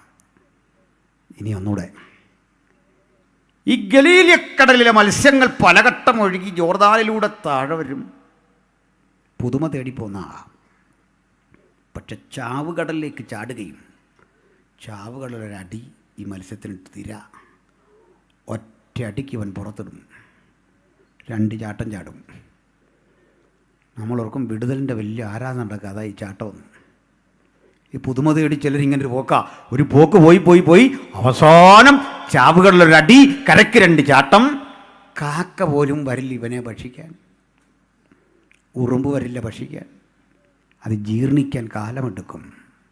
കാരണം ചാവുകടൽ ജീവനുള്ള ഒന്നിനെയും വേണ്ട. ലോകത്തിലെ സകല കടലും ഏതെങ്കിലും ഒരു കടലോട് ബന്ധപ്പെട്ടാണ് കിടക്കുന്നത്. അങ്ങനെയാണ് തീരുന്നത്. പക്ഷെ ചാവുകടലിന് ഒരു കടലുമായിട്ടും ബന്ധമില്ല. അതിൻ്റെ കാരണം യഥാർത്ഥ കടൽ നിരപ്പിൽ നിന്ന് 1000 അടി താഴെ. സങ്കല്പിക്കോ നിങ്ങൾ ഇടുക്കിക്കാരെ, ഏതാണ്ട് 600 അടി ഉയരത്തിലാണെങ്കിൽ കടലിൽ നിന്ന് ചാവുകടൽ 1000 അടി താഴെ യഥാർത്ഥ കടലിൽ നിന്ന് വെള്ളം ചേരില്ല. ഈ ചാവുകടൽ അതുകൊണ്ട് തന്നെ ശാപഗ്രസ്തമായ സോദോംഗൊമോറയുടെ കത്തി ഉരുകിത്തീർന്ന അവശിഷ്ടങ്ങൾ സംക്ഷേപിച്ചുണ്ടായതാണ്. ബൈബിൾ അത് തെളിവ് നൽകുന്നുണ്ട്. ഇനി നടക്കാനിരിക്കുന്നൊരു യുദ്ധത്തിൽ ചാവുകടൽ വഹിക്കാനിരിക്കുന്ന പങ്ക് എസെക്കിയേൽ പ്രവചനത്തേക്ക് ആസ്പദമാക്കി പറയാനുണ്ട്. പക്ഷേ എന്നിട്ടും ഇവിടേക്ക് കൊണ്ട് മത്സ്യങ്ങളെ തട്ടി നല്ല വെള്ളം, ഗലീലിയായിലെ നല്ല വെള്ളം കൊണ്ട്, മത്സ്യസമ്പത്ത് കൊണ്ട് ഇങ്ങനെ ചാവുകടലിൽ തട്ടി തീർക്കുന്ന കുറ്റം ചുമത്തി ഈ യോർദാൻ എന്നിട്ട പേരാണ് യോർദാൻ. എന്നുവെച്ചാൽ മരണമെന്ന്, കൊലയ്ക്ക് കൂട്ട് നിൽക്കുന്ന പണിയാണ് യോർദാൻ കൊണ്ട് നല്ല വെള്ളത്തെ ഇങ്ങനെ തീർക്കുക. പക്ഷെ പ്രവാചകൻ ഒരു ദിവസം പറയുക, അതിൻ്റെ തീരത്തെ ഏൻ ഗതി മുതൽ ഏൻ എഗ്ലയും വരെ ഒരു ദിവസം മീൻപിടുത്തമുണ്ടാവും. പെരുത്ത മീൻകുട്ടമായിരിക്കും വന്നു. ഏതാ ഒരു തവള പോലും വാൽമാക്രി പോലും വളരാത്ത കടൽ നോക്കി പ്രവചിക്കാൻ ധൈര്യം ഭക്തന് മാത്രമേ ഉള്ളൂ. എന്നാൽ ഇന്നൊന്നുമല്ല. ഒരു ജലധാര ഒഴുകി വരും. ആലികത്തിൻ്റെ ഉമ്മറപ്പടിയിൽ നിന്നൊരൊഴുക്കാണ്. 1000 മുഴം അവൻ അളന്നു. ആ വെള്ളം ഒഴുകിയ സംഭവങ്ങൾ കേട്ടിട്ടില്ലേ? ഒടുക്കം ഒഴുകി ചാവുകടലിനെയും ശുദ്ധീകരിച്ച് പഥ്യമാക്കി തീർക്കുന്ന, മനോഹരമാക്കുന്ന 1000 ആണ്ട് വാഴ്ചയിലെ ഈ ഭൂമിയുടെ പുനർനിർമ്മിതി സങ്കല്പമാണ് മുൻകൂട്ടി തിരുവെടുത്തെഴുതിയിരിക്കുന്നത്. ഏൻഗതിയും ഏനഗ്ലയും ചാവുകടലിൻ്റെ 2 തീരങ്ങളാണ്. ഈ 2 തീരത്ത് മീൻപിടിക്കാർ വല വീശും. മത്സ്യമിന്ന് വളരാത്ത, ഗുണപരമായൊന്നും തരാത്ത ആ സ്ഥലത്തിനും വലിയ മാറ്റമുണ്ടാകും. ആ വലിയ മാറ്റങ്ങളെ ബൈബിൾ മുൻകൂട്ടി പ്രവചിച്ചു. എന്നാൽ ഇനി വരാനിരിക്കുന്ന പുതുവാന ഭൂമിക്കൊരു പ്രശ്നമുണ്ട്. കടലേ ഇല്ല. ഞാൻ സമുദ്രത്തെ നോക്കി, അതിനെ കണ്ടില്ല. നോക്കണേ, കടൽ എവിടെ പോയൊരു പിടിയില്ല. കടലില്ലാത്ത ഒരു ലോകത്തെ പ്രവാചകൻ ദർശിച്ചു. പക്ഷെ ഒരു വിഷയം, നദി ഉണ്ട് താനും, കടലില്ല. ജീവജല നദി അവൻ എനിക്ക് കാണിച്ചു തന്നു. ആ ജീവജല നദി കാണുന്ന ഒരാൾക്ക് സ്വാഭാവികമായി തോന്നാവുന്ന ഒരു തോന്നലുണ്ട്, ഇത് ഒഴുകുന്നുണ്ടല്ലോ. ഒഴുകി എവിടെ ചേരും? കടലില്ലല്ലോ. ഒന്ന് മനസ്സിലാക്കണം. ഭൂഗുരുത്വത്തിൻ്റെ സാമാന്യ നിയമം അനുസരിച്ച് താണനിലം തേടി നീരോട്ടമുള്ളിടം തേടി തേടി തേടി താഴേക്ക് പോകലല്ല ഈ നദി, സങ്കല്പങ്ങൾക്കപ്പുറത്തെ പുതിയ നദി. കാരണം അത് ജീവജല നദിയാണ്. ആ ജീവജല നദിയുടെ ഓരോ തന്മാത്രയ്ക്കുമുണ്ട് ചില ക്വാളിറ്റി. ആർക്കും വിശദീകരിക്കാനാവാത്ത സമൃദ്ധമായ അത്തരം നിരവധി ഗുണങ്ങളുടെ, മഹിമകളുടെ ഒരു വലിയ സങ്കലനമാണ് ഈ നദി. ആ നദി അശുദ്ധിയുള്ള ഒന്നിനെയും സ്വീകരിക്കില്ല. ആ നദി വിശുദ്ധന്മാർ മുഖാമുഖം കണ്ണുകൊണ്ട് കണ്ട് അതിനെ ദർശിക്കുമ്പോൾ മുഖം ഈ കണ്ണാടിയിൽ എന്ന വണ്ണം വെട്ടിത്തിളങ്ങുന്ന പളുങ്കു കടലാണ് എന്ന് കൃത്യമായി ഇവിടെ എഴുതിയിരിക്കുമ്പോൾ ഇതാ അത് വീഥിയുടെ നടുവിൽ ദൈവത്തിൻ്റെയും കുഞ്ഞാടിൻ്റെയും സിംഹാസനത്തിൻ്റെ മുമ്പിൽ ഒഴുകുന്നു. അപ്പോൾ പിന്നെ ഈ നദിക്ക് എന്തു പറ്റും? എത്ര ചിന്തിച്ചിട്ടും പെട്ടെന്ന് ഉത്തരം തരാൻ കഴിയാത്ത, പിടിതരാൻ കഴിയാത്ത ഈ നദിയെ ഏതെങ്കിലും വിധത്തിലൊന്ന് ഒഴുക്കാൻ ശ്രമിച്ചാൽ ഒരു ഉത്തരം കിട്ടും. ഈ നദി ഈ മനോഹരമായ പുതിയ യെരൂശലേമിൻ്റെ വീഥികളിൽ ഓരോ ഇടങ്ങളിലും ഒഴുകി ഒഴുകി ഒഴുകി ഒഴുകി നിർബാധം സഞ്ചരിച്ച് എവിടെ നിന്ന് നദി പുറപ്പെട്ടോ ആ സ്ഥലത്തേക്ക് ചെന്ന് ചേരുന്ന രംഗം ഒന്ന് ഓർത്താട്ടെ. അങ്ങനൊരു നദിക്കും ഒഴുകാൻ പറ്റില്ലെങ്കിൽ വിഭിന്നമായൊരു നദി, ദൈവപരിജ്ഞാനത്തിൻ്റെ സമഗ്രതയിൽ ഒരു വെള്ളത്തിനും നഷ്ടമില്ലാത്ത വിധത്തിൽ ആ നദി സദാ ഇങ്ങനെ ഒഴുകിക്കൊണ്ടിരിക്കുന്ന മനോഹാരിത, ആ മനോഹാരിതയുടെ തീരത്ത് വിളർന്ന മഹാസംസ്കാരമാണ് പുതിയ യെരൂശലേം. അതാണ് അബ്രഹാം ഹൃദയത്തിൽ ദർശനം കണ്ടത്. അത് കണ്ടതുകൊണ്ട് ആ വിളിയുടെ പിന്നാലെ അബ്രഹാം ഇറങ്ങിത്തിരിച്ചതെങ്കിൽ ഈ രാത്രി വചനം കേൾക്കുന്നവരെ നമുക്ക് ഒരു യാത്രയുണ്ട്. ആ ശബ്ദമാണ് നമ്മളെ ഇന്ന് രാത്രി വിളിക്കുന്നത്. വരിക എന്ന ആത്മാവും മണവാട്ടിയും പറയുന്നത് ഞാൻ കേട്ടു. ഈ ശബ്ദത്തിന്റെ പിന്നാലെ ഇറങ്ങിത്തിരിച്ചാർക്കും പരാജയപ്പെടാൻ ഇടവരാത്ത വിധത്തിൽ ആ ശബ്ദം സ്വാന്തനമായി, ദൈവകൃപയായി, വിടുതലായി, രോഗശാന്തിയായി, പ്രതിസന്ധികളുടെ മീതെ അത്ഭുതമായി നമ്മുടെ മതത്തിൽ വ്യാപരിക്കുന്നെങ്കിൽ, അകത്തും പുറത്തും ആ ശബ്ദം കൂടാതെ ഒരാളെങ്കിലും ഇന്ന് രാത്രി ഇരിക്കുന്നെങ്കിൽ വരിക. അവന്റെ അരികിലേക്ക് ജീവജലത്തിന്റെ ഉറവെ നമുക്ക് ദാനം ചെയ്യാൻ കഴിയുന്ന ആ ദൈവപുത്രന്റെ പാദാന്തിക നമുക്ക് അടുത്ത് വരാം. ഹല്ലേലൂയ. ഇവിടെ വീണ്ടും ചില കാഴ്ചകൾ കാണാം. വായിക്കാം, തുടരാം. നദിക്ക് ഇക്കരെയും അക്കരെയും ജീവവൃക്ഷമുണ്ട്. അത് 12 വിധം ഫലം കായ്ച്ച് മാസം തോറും അതത് ഫലം കൊടുക്കുന്നു. ഇതാകെ കുഴപ്പമായി. മാസം എങ്ങനെ കണ്ടുപിടിക്കും? കാരണം രാത്രി അവിടെ ഇല്ല. ഞാനൊരു ശബത്തുകാരനോട് ചോദിച്ചതാണ്. ക്ഷമിക്കണം, ഈ ഭൂമിയുടെ 2 ധ്രുവങ്ങളുണ്ടല്ലോ. ഞാൻ ഈ ഡിബേറ്റിന് ഗ്ലോബും കൊണ്ട് പോകുന്നു പറഞ്ഞു, വലിയ പരാതിയാണ്. പക്ഷേ അതുകൊണ്ട് പോയാൽ ചിലരെ ചുറ്റിക്കാനുള്ള സാധനം അതിനകത്തുണ്ടതാണ്. എന്നാ കൊണ്ടുവന്നേ 2 ധ്രുവങ്ങളെ. ഇവിടെ 6 മാസം പകലും 6 മാസം രാത്രി. ഇവിടെ 6 മാസം പകലും 6 മാസം രാത്രി.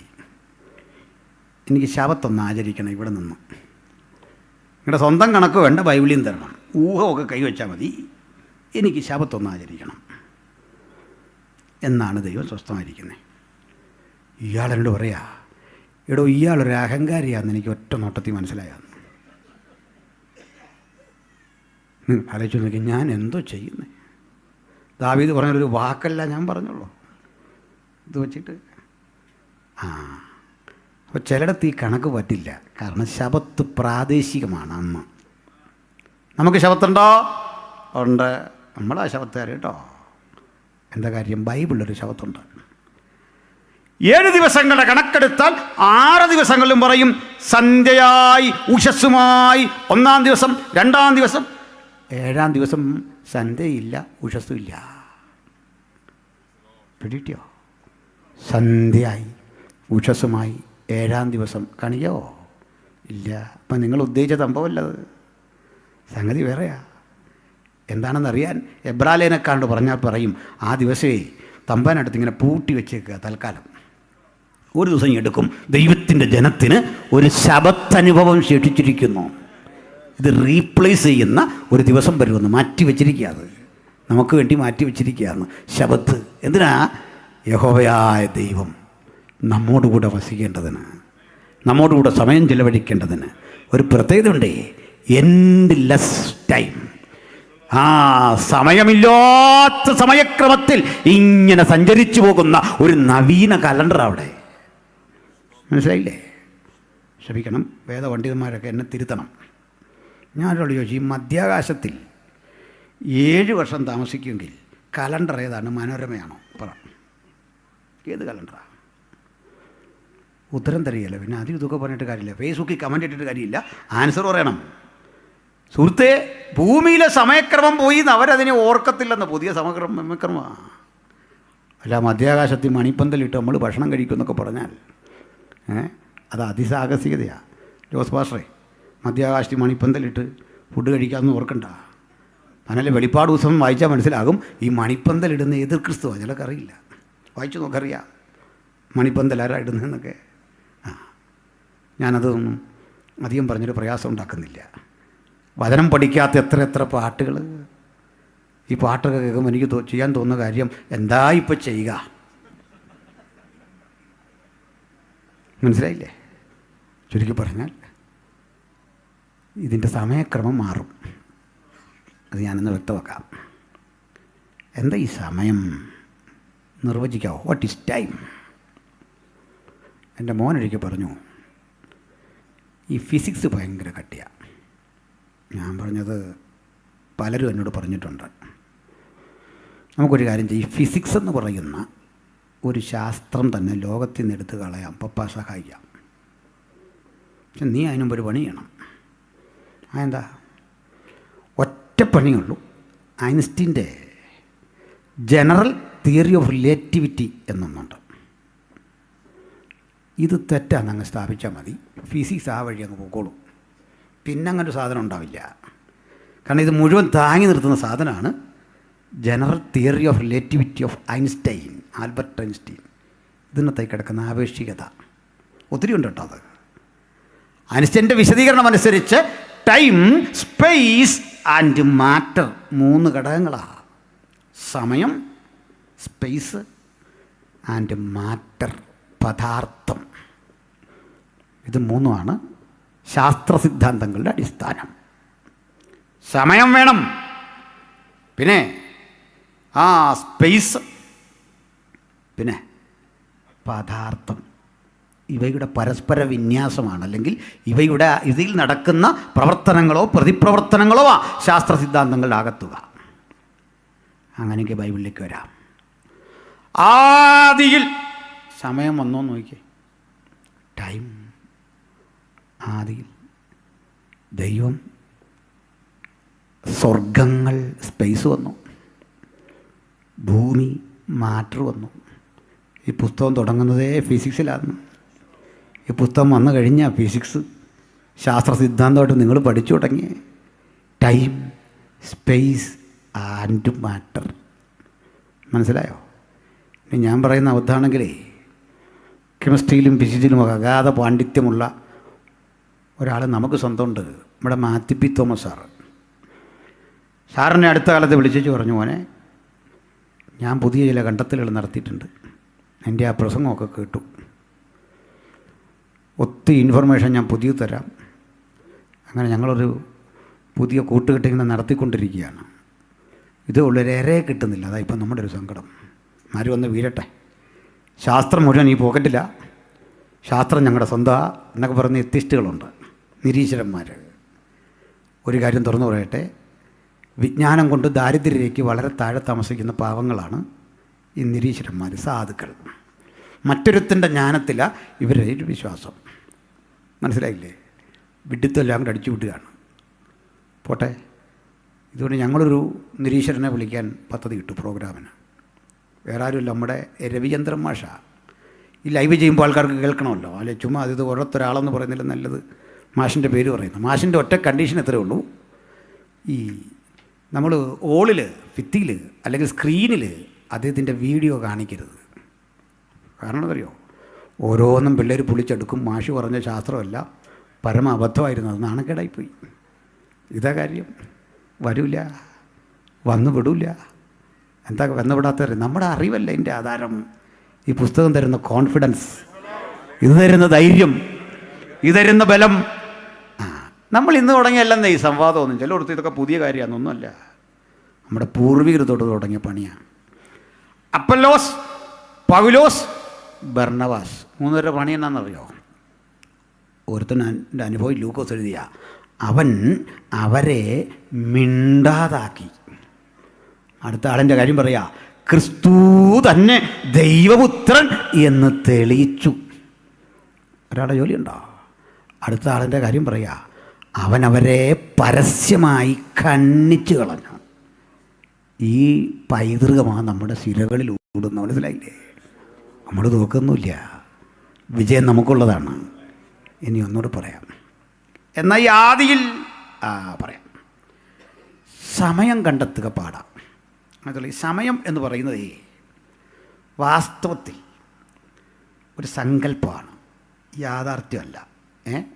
സമയം ഒരു യാഥാർത്ഥ്യമല്ല, ഒരു സങ്കല്പം. അനുഭവിക്കാൻ പറ്റുന്നില്ലെങ്കിൽ സമയം എന്നതിന് അർത്ഥമില്ല. ടൈം എന്ന് പറയുന്നത് ഈ ആക്ടിവിറ്റികളുടെ ഇടയിലെ മൂവ്മെൻ്റാണ്. 2 ആക്ടിവിറ്റികൾ, സംഭവങ്ങളില്ലെങ്കിൽ സമയമില്ല. ഉദാഹരണം, ആകാശഭൂമികളെ സൃഷ്ടിക്കുന്നില്ല എങ്കിൽ സമയം നിങ്ങൾക്ക് കാൽക്കുലേറ്റ് ചെയ്യാൻ പറ്റില്ല. എന്നൊരു സംഭവം വേണം. അത് കറക്റ്റ് അറിയാൻ നമ്മുടെ പഴയ അമ്മച്ചിമാർക്കാണ്. അതാ സ്കൂളിൽ ചേർക്കാൻ പറയുന്നത്, വെള്ളപ്പൊക്കത്തിൻ്റെ സമയത്താണ് ഇവനുണ്ടായത്. സംഭവമില്ല, സമയമില്ലെന്ന് കണക്ക് കൂട്ടാൻ പറ്റില്ല. ഇൻസിഡൻസ് ചൂണ്ടിക്കാണിച്ചേ പറയാൻ പറ്റൂ സമയം. അപ്പോഴെന്ത് ചെയ്യും? പറയാം. ആദിയിൽ നമുക്ക് മുമ്പോട്ടൊരു വരയിടാം, ഒരു ഡോട്ട്. ഇനി ഇങ്ങനെ പോവാ. ദൈവം സ്വർഗങ്ങളെ ഭൂമിയെ സൃഷ്ടിച്ചു, സന്ധ്യയായ ഉഷസ്സുമായി. അങ്ങനെ വന്ന് ഈ 2024 വരെ ഇതാ ഇങ്ങനൊരു രേഖ വരച്ചു പോകാം. അതാ ലോകം ചെയ്യുന്നത്. ഞങ്ങളുടെ വര അങ്ങനല്ല. ഞങ്ങളുടെ വര ഒരു രേഖയല്ല. നിങ്ങളുടെ വര ശാസ്ത്രമായിട്ട് ഒക്കില്ല സാറേ. എന്താ കാര്യം എന്നറിയണ്ടേ? ഞങ്ങൾ സമയത്തെയും ലോകചരിത്ര സംഭവങ്ങളെയും ഒക്കെ വിവക്ഷിക്കുന്നത് ഒരു വൃത്തമായിട്ടാണ്. ഒരു വൃത്തം. ഇതിൻ്റെ തുടക്കം കണ്ടെത്താൻ പറ്റുമോ? ഇല്ല. അപ്പോൾ പിന്നെന്ത് ചെയ്യും? ആദിയിൽ എന്നെഴുതണമെങ്കിൽ ഇവിടെ നിങ്ങൾ പേന കുത്തിയോ? ദാണ്ട് അവിടുന്ന് തുടങ്ങാം. ദാണ്ട് ഇതാണ് ആദി. വൃത്തത്തിൽ ഇവിടെ കുത്തി ആദിയിൽ ഇങ്ങനെ കാര്യാദികൾ പുരോഗമിച്ചു വരുമ്പോൾ മോശ പറഞ്ഞു കൊടുത്തു, ആദിയിൽ ദൈവം സ്വർഗങ്ങളെയും ഭൂമിയെയും സൃഷ്ടിച്ചു. കേട്ടുകേൾവി അത് മനസ്സിലാക്കിയ കുഞ്ഞുങ്ങൾ ചോദിക്കില്ലേ സ്വാഭാവികമായിട്ട്, അച്ഛാ അപ്പോൾ അതിനു മുമ്പ് എങ്ങനെയായിരുന്നു? നമ്മുടെ ഹൈസ്കൂളിലൊക്കെ എങ്ങനെ ചോദിച്ചാൽ മിണ്ടരുതെന്ന് പറയും. അഭിഷിക്തന്മാർ പറയുന്നത് കേട്ടാൽ മതി എന്ന് പറയും. അങ്ങനരുത്. നമ്മുടെ ബിജു കവിയോട് ചോദിച്ചാൽ മതി, എന്നെയൊക്കെ ഇങ്ങനെ എഴുന്നേപ്പിച്ചിത്ര നിർത്തിയിട്ടുണ്ടോന്ന് പറയും. ഇങ്ങനെ ചോദ്യം ചോദിച്ചു വെച്ചാൽ മിണ്ടരുത്. അങ്ങനെ എഴുന്നേപ്പിച്ച് നിർത്തും. അപ്പോഴേ ഈ ക്രമം നമുക്കൊന്ന് പഠിക്കാം, ഒന്ന് മനസ്സിലാക്കാം. എന്താ സംഭവിക്കുന്നത് അറിയണ്ടേ? നമ്മൾ പുതിയൊരു ലോകത്തിലേക്ക് പോവല്ല. ബൈബിളിൻ്റെ വീക്ഷണത്തിൽ മോശയ്ക്കാന്ന് ഉത്തരം അറിയില്ല, ഇതിനു മുമ്പ് എന്താ. പക്ഷെ മരിക്കും മുമ്പ് മോശ ഉത്തരം പറഞ്ഞിട്ടാണ് മരിച്ച. ഒരു പാട്ടങ്ങ് പാടി. സഹോദരൻ്റെ നിര്യാണവേളയിൽ ഹൃദയാന്തർഭാഗത്ത് ബഹിർഗമിച്ച ചിന്തകളെല്ലാം കൂടി ഒരു പാട്ടാക്കി എഴുതി വെച്ചപ്പോൾ പറഞ്ഞു, കർത്താവേ നീ തലമുറയായി ഞങ്ങളുടെ സംഗീതമായിരിക്കുന്നു. പർവ്വതങ്ങൾ ഉണ്ടായതിനു മുമ്പ് നീ ഭൂമിയെയും ഭൂമണ്ഡലത്തെയും സ്ഥാപിക്കുന്നതിന് മുമ്പ്. ഉൽപ്പത്തിക്ക് അപ്പുറത്ത് ചാടി. കണ്ടോ? വൃത്തത്തിൻ്റെ അപ്പുറത്തേക്കൊരു യാത്ര. അതും അങ്ങ് വരെ ചെല്ലുന്നില്ല. നീ അനാദിയായും ശാശ്വതമായും ഞങ്ങളുടെ ദൈവമാകുന്നു. അങ്ങനെ ചരിത്രത്തെ അങ്ങോട്ടും ഇങ്ങോട്ടും മോശയൊന്ന് പായിച്ചിട്ടു, വരവരച്ചിങ്ങനെ ഇട്ടു നമുക്ക് പൂരിപ്പിക്കാൻ. പിന്നാലെ വന്ന യോഹന്നാൻ പറഞ്ഞു, അതിനും അപ്പുറത്തൊരാദിയുണ്ടേ. എവിടെ? അത് പറഞ്ഞു കൊടുത്തു. ആദിയിൽ വചനമുണ്ടായിരുന്നു, ലോഗോസ്. വചനം അന്ന് ദൈവമായിരുന്നു. വചനം ദൈവത്തോടു കൂടെ ആയിരുന്നു. ഇത് യേശു പൂരിപ്പിച്ചു തന്നു. എങ്ങനെ പൂരിപ്പിച്ചെന്നറിയണ്ടേ? യോഹന്നാന്റെ സുവിശേഷം 17-ാം അധ്യായത്തിൽ പറയുക, പിതാവേ ലോകാരംഭത്തിന് മുമ്പ് നിന്റെ അടുക്കൽ എനിക്കുണ്ടായിരുന്ന മഹത്വത്തിലേക്ക് നീ എന്നെ കൈക്കൊള്ളണം. നമ്മൾ പോകുന്നൊരു പുതിയ ലോകത്തേക്കല്ല, ലോകാരംഭത്തിന് മുമ്പ് പുത്രൻ ഇരുന്ന ഇടത്തേക്ക് നമ്മളിങ്ങനെ കറങ്ങി വെളിപ്പാട് പുസ്തകം വഴി അവിടെ ചെല്ലുമ്പോൾ വീഥിയുടെ നടുവിൽ ദൈവത്തിൻ്റെയും കുഞ്ഞാടിൻ്റെയും സിംഹാസനം. ഇപ്പം മനസ്സിലായോ? ഏകദേശം ഇങ്ങനെ പോവാ നമ്മളിങ്ങോട്ട്. കാലത്തെ പിന്നോട്ടും മുമ്പോട്ടും ചലിപ്പിക്കാൻ കഴിയുന്നവനാണ് ദൈവം. പ്രൈസലോ. നമുക്ക് പുറകോട്ട് കാലത്തെ ചലിപ്പിക്കാൻ വയ്യ. നമുക്കിത് ഫെബ്രുവരി 8, അത് 7 കഴിയില്ല. പക്ഷെ തമ്പുരാന് പുറകോട്ടും പ്രപഞ്ചത്തെ ചലിപ്പിക്കാം, മുമ്പോട്ടും ചലിപ്പിക്കാം. സമയം ഒരു സങ്കല്പമാണ് അവിടെ നമ്മളെ സംബന്ധിച്ചിടത്തോളം. ഇനിയും അത് മനസ്സിലാകാത്തവർക്ക് വേണ്ടി മറ്റൊരു ഉദാഹരണം പറയാം.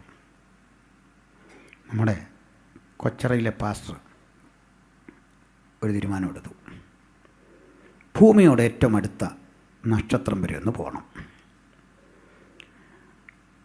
അപ്പോൾ വീട്ടുകാർ പറഞ്ഞു, അച്ഛാ അത് വേണോ, അതൊക്കെ വേണോ, അത്രയും പോകണോ? എനിക്ക് പോകണം. ശരി. 33 പ്രകാശവർഷം അകലെയാണ്. എങ്ങനെ പോകും? അത് 33 പ്രകാശവർഷം അകലെ അതേ വേഗത്തിൽ പോകുന്ന ഒരു വണ്ടി കിട്ടിയാൽ മതി. അങ്ങനെ ഫ്ലൈറ്റൊന്നും ആരും കണ്ടുപിടിച്ചിട്ടില്ല. ഒരു പ്രകാശവർഷം അറിയാമല്ലോ. അപ്പോൾ 33 പ്രകാശവർഷം ഏറ്റവും അടുത്താണ്. പാസ്റ്റർക്ക് അവിടെ പോകാൻ ഭൂമിയിലെ 33 ദിവസം മതി. 33 വർഷം. തിരിച്ച് ഭൂമിയിൽ വരാനും 33 വർഷം. ആകെ 66. തിരിച്ചു വരുമ്പോഴേക്ക് നമ്മളെയൊക്കെ ഒന്ന് പരിചയപ്പെടാൻ നോക്കുമ്പോൾ നമ്മളാരും ഇവിടെ ഇല്ല. കാരണം 66 വർഷം കഴിഞ്ഞു. അദ്ദേഹത്തിൻ്റെ കൊച്ചുമക്കളൊക്കെ ഇപ്പോൾ അപ്പച്ചന്മാരായി. പക്ഷെ പുള്ളിക്ക് ഒരു മാറ്റമില്ല. ഇച്ചിരൂടെ സുന്ദരനായിട്ട് വന്നിരിക്കുക. അദ്ദേഹം വന്ന് പുള്ളിക്കാരിയെ വിളിക്കുന്നില്ല, മക്കളെ വിളിക്കുന്നു. അവസാനം ചോദിച്ചു ആരാന്ന് ചോദിച്ചപ്പോൾ പറയും ഇന്നരാ. പിന്നെ മനസ്സിലാകും, നീ 66 വയസ്സുള്ള പിള്ളേർ അതിൽ ഓടി നടക്കുമ്പോൾ കൊച്ചുമക്കളാണ്. എന്താ കാര്യം എന്ന് പറഞ്ഞാൽ ഇദ്ദേഹത്തിനൊന്നും വരാഞ്ഞേ വേഗത കാരണം ഈ സ്ഥലവും കാലവും ഒന്നും തന്നെ സ്വാധീനിച്ചില്ല. ഭൂമിയിലെ ഘടകങ്ങളൊന്നും സ്വാധീനിച്ചില്ല. പിടികിട്ടിയോ?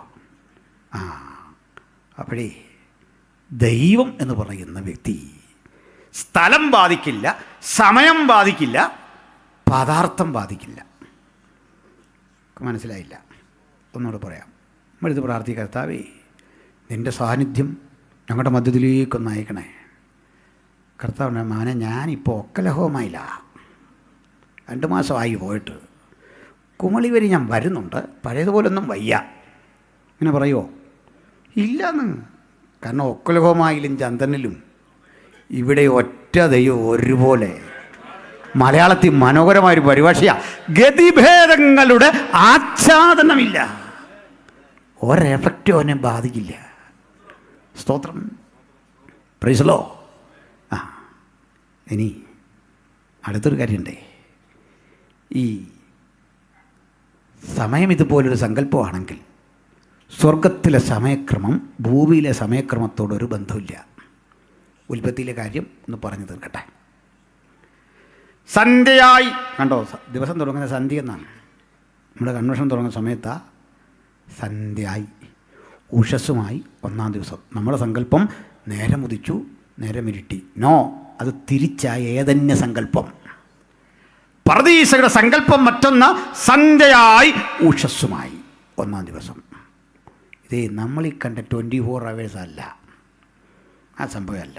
എന്താ തെളിവെന്നറിയണ്ടേ? ആകാശഭൂമികളെ, ചരാചരങ്ങളെ, നക്ഷത്രങ്ങളെ ഒക്കെയുള്ള വിശ്വം, ഈ പ്രപഞ്ചത്തിൻ്റെ ഒരു ദിവസമാണ് പറയുന്നത്. കോസ്മിക് ഇയറാണ്. അതിനകത്ത് ഒരു ചെറിയ കറക്കമായി ഭൂമി. ഭൂമിക്ക് ചുറ്റും ദാ ഇങ്ങനെ ചന്ദ്രൻ, 2 പേരും ചേർന്ന് സൂര്യന് ചുറ്റും ദാ ഇങ്ങനെ. അതല്ല, അങ്ങനെ വന്ന് പ്രായം ബാധിക്കാത്തവനായി ആദം. ഒരുത്തൻ പറഞ്ഞ ആദം 930 വർഷം വരെ ജീവിച്ചിരുന്നുള്ളൂ, ഭൂമിക്ക് 6000 വർഷമാണ്. എൻ്റെ അടുത്ത് പറഞ്ഞു. ഞാൻ പറഞ്ഞ ആദമിൻ്റെ 1 വയസ്സൊന്ന് കൂട്ടിത്താ. എന്നായിരുന്നു ആദമിൻ്റെ 1 വയസ്സ്? അങ്ങനെ പറയാം, അത് താങ്കൾ കൂട്ടാൻ. ഞാൻ പറഞ്ഞു ഞാനല്ലല്ലോ ആർഗ്യുമെൻ്റ് കൊണ്ടുവന്നേ, ഇങ്ങേറെ ആർഗ്യുമെൻറ്റിന് ഞാനാണോ എവിഡൻസ് കൊണ്ടുവന്നത്? അങ്ങനല്ല. എന്താണെന്നറിയണ്ടേ? പാപം ചെയ്യാത്ത ആദമിന് പ്രായമില്ല. പിടിയിട്ടില്ല. എന്താണ് ഈ പ്രായം? പറയാം. കാലം നമ്മെ ആക്രമിക്കുന്നതാണ് പ്രായം.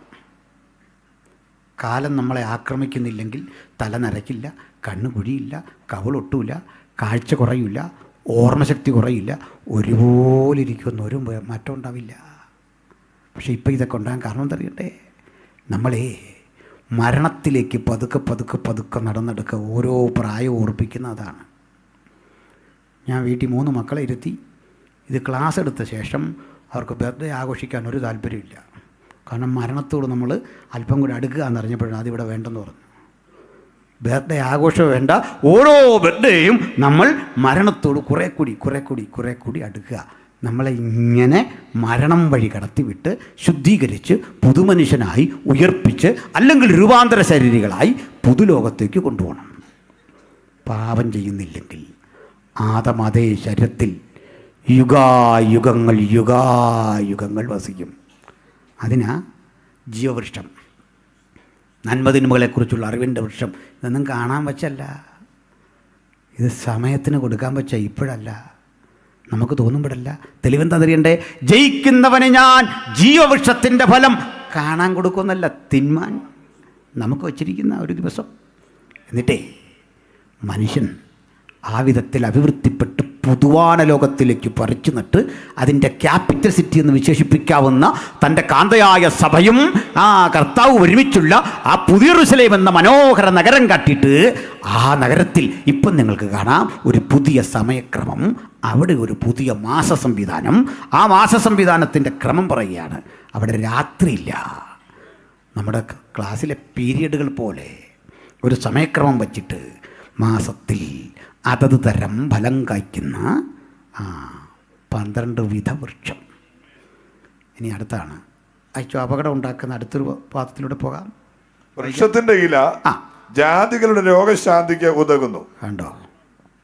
ഇപ്പോഴും ചില ആൾ വിചാരിച്ചിരിക്കുന്ന അവിടെ സ്കോപ്പ് ഉണ്ടെന്നാ ഈ രോഗശാന്തിക്ക്. മനസ്സിലായില്ലേ? അത്ഭുത വീരശൂര പരാക്രമികൾ കൊടുത്തിരിക്കുക, അവിടെയും വഴിയുണ്ടെന്ന്, അവിടെയും വിടുതലാണ്. അല്ല, ഞാൻ അടുത്ത കാലത്ത് പ്രസംഗിച്ചേ നിത്യതയിലും കർത്തൃമേശ ഉണ്ടെന്ന് പറഞ്ഞു. വലിയ വിവാദമായിപ്പോയി ആ പാഠ വിഷയം. ഇതൊക്കെ എന്തോ ഈ പറയുന്നത് ചോദിച്ചു. ഞാൻ ഞങ്ങാതി ബൈബിളിൽ കിടക്കല്ലേ, മുന്തിരിവള്ളിയുടെ അനുഭവത്തിൽ നിന്ന് ഇനി ഞാൻ കുടിക്കണേ പിതാവിൻ്റെ രാജ്യത്തിലുള്ളെന്ന് പക്ക എഴുതി വെച്ചിട്ടില്ല. അതിൻ്റെ അർത്ഥം എന്താ? അവിടെ സംഭവമുണ്ട്. മനസ്സിലായോ? അവിടെ ഉണ്ട്. അതെന്തിനാണെന്നറിയണ്ടേ? നിത്യതയിൽ ചെന്നാലും മറക്കാൻ പാടില്ലാത്തൊരു കാര്യമുണ്ട്, ക്രൂശ്. ഞാൻ വരുവോളം എൻ്റെ മരണത്തെ പ്രസ്താവിക്കും. അവിടെ ചൊല്ലുമ്പോഴും ക്രൂശിനെ ഓർക്കുന്നതിനാണെന്നറിയണ്ടേ? പിന്നെ അവിടുന്ന് തന്നെ അതിൻ്റെ കാർമ്മികൻ നമ്മോട് കൂടെ കർത്താവ് കൊണ്ട്. കാരണം ആ ക്രൂശ് മരണമാണ് നമ്മളെ ഇവിടെ എത്തിച്ചതെന്നുള്ള നന്ദി കരേറ്റാൻ അന്നും ഉണ്ടത്. വണ്ണൻ റൊട്ടിയൊന്നും ആയിരിക്കില്ല, മറഞ്ഞിരിക്കുന്ന മന്ന. ഹല്ലേലൂയ! ആരും ഇതുവരെ ടേസ്റ്റ് ചെയ്തിട്ടില്ലാത്ത സവിശേഷതയുള്ള മനുഷ്യൻ മല്ലന്മാരുടെ ഭോജനം തിന്നു, ശക്തന്മാരുടെ ആഹാരം ഭുജിച്ചുകൊണ്ട് ആ സങ്കല്പലോകമെന്ന് എന്ന് പറയാവുന്ന സങ്കല്പങ്ങൾക്ക് അതീതമായ ആ ലോകത്തിരുന്നു കൊണ്ട് നമ്മൾ കർത്താവിനെ ആരാധിക്കും. ഇനി ആ രോഗശാന്തി, ഇവിടെ കിടക്കുന്ന ഗ്രീക്ക് പദം, ഇതിൻ്റെ ഇല കഴിച്ചാൽ തെറാപ്പിയോൺ സംഭവിക്കും. തെറാപ്പിയോൺ, യു നോ വാട്ട് ഈസ് തെറാപ്പിയോൺ? നമ്മുടെ ജോയമ്മ ആൻറ്റി ഇവിടെ ഇരിപ്പുണ്ട്. ഇത് ഗ്രീക്കും ഹീബ്രു ഒക്കെ അരമായിക്കൊക്കെ അരച്ച് കലക്കി പഠിച്ച ഒരു കർത്തൃദാസിയാണ്. ഈ നാട്ടുകാരിയാണല്ലോ. ചോദിച്ചാൽ മനസ്സിലാവും. വാട്ട് ഈസ് തെറാപ്പിയോൺ? എന്താ തെറാപ്പിയോൺ എന്നറിയണ്ടേ? നിങ്ങൾക്കറിയാം തെറാപ്പി ആ പദമൊക്കെ വന്ന അവിടുന്ന്. നിങ്ങൾ ഈ മെഡിക്കൽ ലൈനിൽ ഉപയോഗിക്കുന്ന പല പദവും നമ്മുടെ പുസ്തകത്തിൽ നിന്ന് പോയതാ, ഇതിനകത്തുനിന്ന് പോയതാ. ഗുനൈ, യേശു തൻ്റെ അമ്മയായി മറിയെ വിളിച്ചു ഗുനൈ, അർത്ഥം സ്ത്രീയെ. ഗുനൈ അതിൽ നിന്ന് ഗൈനക്കോളജി. പൈഡിയ അതാ കുഞ്ഞ്, പീഡിയാട്രീഷ്യൻ അതിൽ നിന്നുണ്ടാകുന്ന. ഒഫ്താൽമോസ് അതാ കണ്ണ്. ഞാൻ നിൻ്റെ ഹൃദയങ്ങളെയും ഉൾപ്പൂവുകളെയും അറിയുന്ന ദൈവം. എനിക്ക് എൻ്റെ കാർഡിയ കായ് നെഫ്രോൺ ഇത് രണ്ടും അറിയാവുന്ന. ഗ്രീക്കിൽ കിടക്കുന്ന ഇങ്ങനെ ചുരുക്കത്തിൽ നമ്മുടെ നിന്ന് പോയ സാധനമൊക്കെ ഉള്ളെന്ന് ഇതൊക്കെ വെച്ചിട്ടാണ് ഞങ്ങളെ ശാസ്ത്രം പഠിപ്പിക്കാൻ വരിക. മനസ്സിലായില്ലേ? വളർന്നിട്ടില്ലതിന് ആകുമ്പോൾ ഞങ്ങൾ പറയാം. മനസ്സിലായില്ലേ? പ്രാർത്ഥനാ മനുഷ്യരായ ആയിരക്കണക്കിന് സയൻറ്റിസ്റ്റുകളെ ഉൽപ്പാദിപ്പിച്ച മാർഗമാണ് ക്രിസ്ത്യാനിറ്റി. ലോകത്ത് പ്രതിഭാശാലികൾക്ക് കിട്ടുന്ന ഏറ്റവും വലിയ അംഗീകാരം നോബൽ പ്രൈസ് ആണെങ്കിലേ അത് കരഗതമാക്കിയ 69% ആളുകളെ ഈ പുസ്തകം വായിച്ചവരാ. പഴയ നിയമമോ പുതിയ നിയമമോ വായിച്ചവർ. അഭിമാനമല്ലേ? ഞങ്ങളെ ശാസ്ത്രം പഠിപ്പിക്കാൻ ഇറങ്ങിയ രവിമാഷിൻ്റെ കുഞ്ഞുങ്ങളെ, നിങ്ങളുടെ ശതമാനക്കണക്ക് കേൾക്കണോ? നൊബേൽ പ്രൈസിൻ്റെ 9%. ഇതും കൈവച്ചോണ്ടാണ് വരുന്നത് ഞങ്ങളുടെ അരികിലേക്കോ. വില മനസ്സിരിക്കട്ടെ, അത് കൈവച്ചാൽ മതി, എടുക്കൂല ഇങ്ങോട്ട്. എന്തിനാ പറഞ്ഞേ? ഈ പുസ്തകം പഠിച്ചവർക്കൊക്കെ ഒരു കാര്യം മനസ്സിലാവും. നമ്മൾ ഉൽപ്പാദിപ്പിച്ച പ്രതിഭകളെ കേൾക്കണ്ടേ? Gregor Mendel, Albert Einstein, Isaac Newton, Michael Faraday, എത്ര പേരെ വേണം? നിങ്ങളുടെ ഒന്ന് പറഞ്ഞേ കേൾക്കട്ടെ. ഒന്ന് പറ, ശ്വാസം വിടാതെ. അണ്ട് ഈ പുസ്തകം കാലത്തെ അതിജീവിച്ച ഉജ്ജ്വലമായ ദൈവത്തിൻ്റെ വചനത്തിൻ്റെ ക്രോഡീകരിക്കപ്പെട്ട രേഖയാണ്. നീട്ടണില്ല. ഇന്നേ ഉടൻ വിട്ട് പിരിയുമ്പോൾ ഒരു കാര്യം ആലോചിച്ചോണം. ഈ പുസ്തകത്തിന് തെറ്റുപറ്റിയിട്ടില്ല. തെറാപ്പി കിട്ടുമെന്ന് ഈ ഇല കഴിച്ച എന്താണെന്നറിയണ്ടേ? പറയാം. ഈ നിൽക്കുന്ന വൃക്ഷത്തിൻ്റെ ഒരു ഇലയുടെ ഗുണം ദൂതൻ പറഞ്ഞു കൊടുക്കുക അങ്ങോട്ട്. കുഞ്ഞേ, നമ്മൾ ചോദിക്കല്ലേ, ഓരോ മരം കണ്ടാൽ ഓരോരുത്തരോട് ചോദിക്കില്ലേ, പപ്പായോടൊക്കെ പണ്ട് ചോദിക്കില്ല ഇതെന്താ? നമ്മുടെ പപ്പായും മമ്മിയൊക്കെ പറഞ്ഞ പകുതിയും കൊള്ളാത്ത കാര്യങ്ങളായിരുന്നു. അന്നേരം നമ്മുടെ കരച്ചിൽ മാറ്റാൻ വേണ്ടി പറഞ്ഞു വെച്ച കാര്യമല്ല നമ്മുടെ മനസ്സിൽ കിടക്കുന്നത്. മനസ്സിലായില്ലേ? നമ്മുടെ വയനുവേടിയുടെ കവിതയിൽ കുഞ്ഞു ചോദിക്കുന്നൊരു ചോദ്യമുണ്ട്. ആ ചോദ്യങ്ങൾ വളരെ നിഷ്കളങ്കമായിട്ട് ആ മറുപടിയേ പറയാറൂ. എന്തിനെ പൂക്കൾ വിടരുന്നു ഉണ്ണിയെ കാണാൻ കൊതിച്ചിട്ട്, എന്തിനെ തുമ്പികൾ പാറുന്നു ഉണ്ണിയെ കാട്ടിക്കൊതിപ്പിക്കാൻ. അപ്പോൾ കവിക്ക് അത്രേ പറയാൻ പറ്റൂ, അമ്മയ്ക്ക് ഇത്രേ പറയാൻ പറ്റൂ. പക്ഷേ ഈ അറിവിൻ്റെ മുമ്പിൽ പതറി നിൽക്കുന്ന യോഹന്നാൻ ദൂതൻ്റെ അടുത്ത് ചോദിക്കുക, ഇതൊക്കെ എന്താ? ഈ മരം എന്താ? ഇത്തരമൊരു മരം ജീവിതത്തിൽ കണ്ടിട്ടില്ല. അതിൻ്റെ ആകർഷണീയത അമ്പരപ്പിച്ച് നിൽക്കുക. പറയാ കുഞ്ഞേ, ഇതിൻ്റെ ഇല കഴിക്കുമ്പോൾ തെറാപ്പി എന്നാന്നറിയട്ടെ. ഇതങ്ങോട്ട് കഴിച്ചു കഴിയുകയും കഴിച്ച ആൾ എനർജറ്റിക് ആകുന്നു. ഇതിൻ്റെ ഗുണമാണ് പറയുന്നത്, അല്ല രോഗം മാറുമെന്നല്ല. എന്നാൽ രോഗം അവിടെ ഇല്ല. മനസ്സിലായില്ലേ? രോഗമൊക്കെ ഈ ഭൂമിയിലാണ്. അതുകൊണ്ടാണ് ഇപ്പോൾ രോഗശാന്തി ഉള്ളത്. ചില ആൾ പറയും ദൈവം ആ വന്ന വഴിക്ക് രോഗശാന്തി അല്ലാതെ പിൻവലിച്ച് ദൂരോട്ട് കളഞ്ഞു. ഇപ്പോൾ നമ്മുടെ ഈ ആകപ്പാടൊരു പുസ്തകമുള്ള രോഗശാന്തിക്ക് പകരം ഈ പുസ്തകം. ഞാനൊരുത്തരോട് ചോദിച്ചു, ഈ പുസ്തകം കൈ വന്നപ്പോഴാണോ, പ്രിൻ്റ് ചെയ്തപ്പോഴാണോ, കൗൺസിൽ കൂടി തീരുമാനിച്ചപ്പോഴാണോ, എപ്പോഴാണ് ഈ രോഗശാന്തി തീർന്നേ? ഇന്ന് വരെ ഉത്തരം കിട്ടിയിട്ടില്ല. ഇനിയും പറഞ്ഞാലും മതി, സമയമുണ്ടേ. ഭൂമിയിൽ വെച്ച നമുക്ക് രോഗശാന്തി, ഭൂമിയിൽ വെച്ച കൃപാവരങ്ങൾ, ഭൂമിയിൽ വെച്ച പ്രവചനം, ഭൂമിയിൽ വെച്ചാണ് ഇത്തരം വരങ്ങൾ തന്നത്. ഈ വരങ്ങൾ അംശമാണ്. ഒരു ദിവസം ഇതങ്ങ് നീങ്ങിപ്പോവും. ഇത് വേണ്ടാത്തൊരു ദിവസമുണ്ട്. എപ്പോഴാ? നമ്മൾ കർത്താവിനെ മുഖാമുഖം കാണുമ്പോൾ. തെളിവിടെ വേണോ?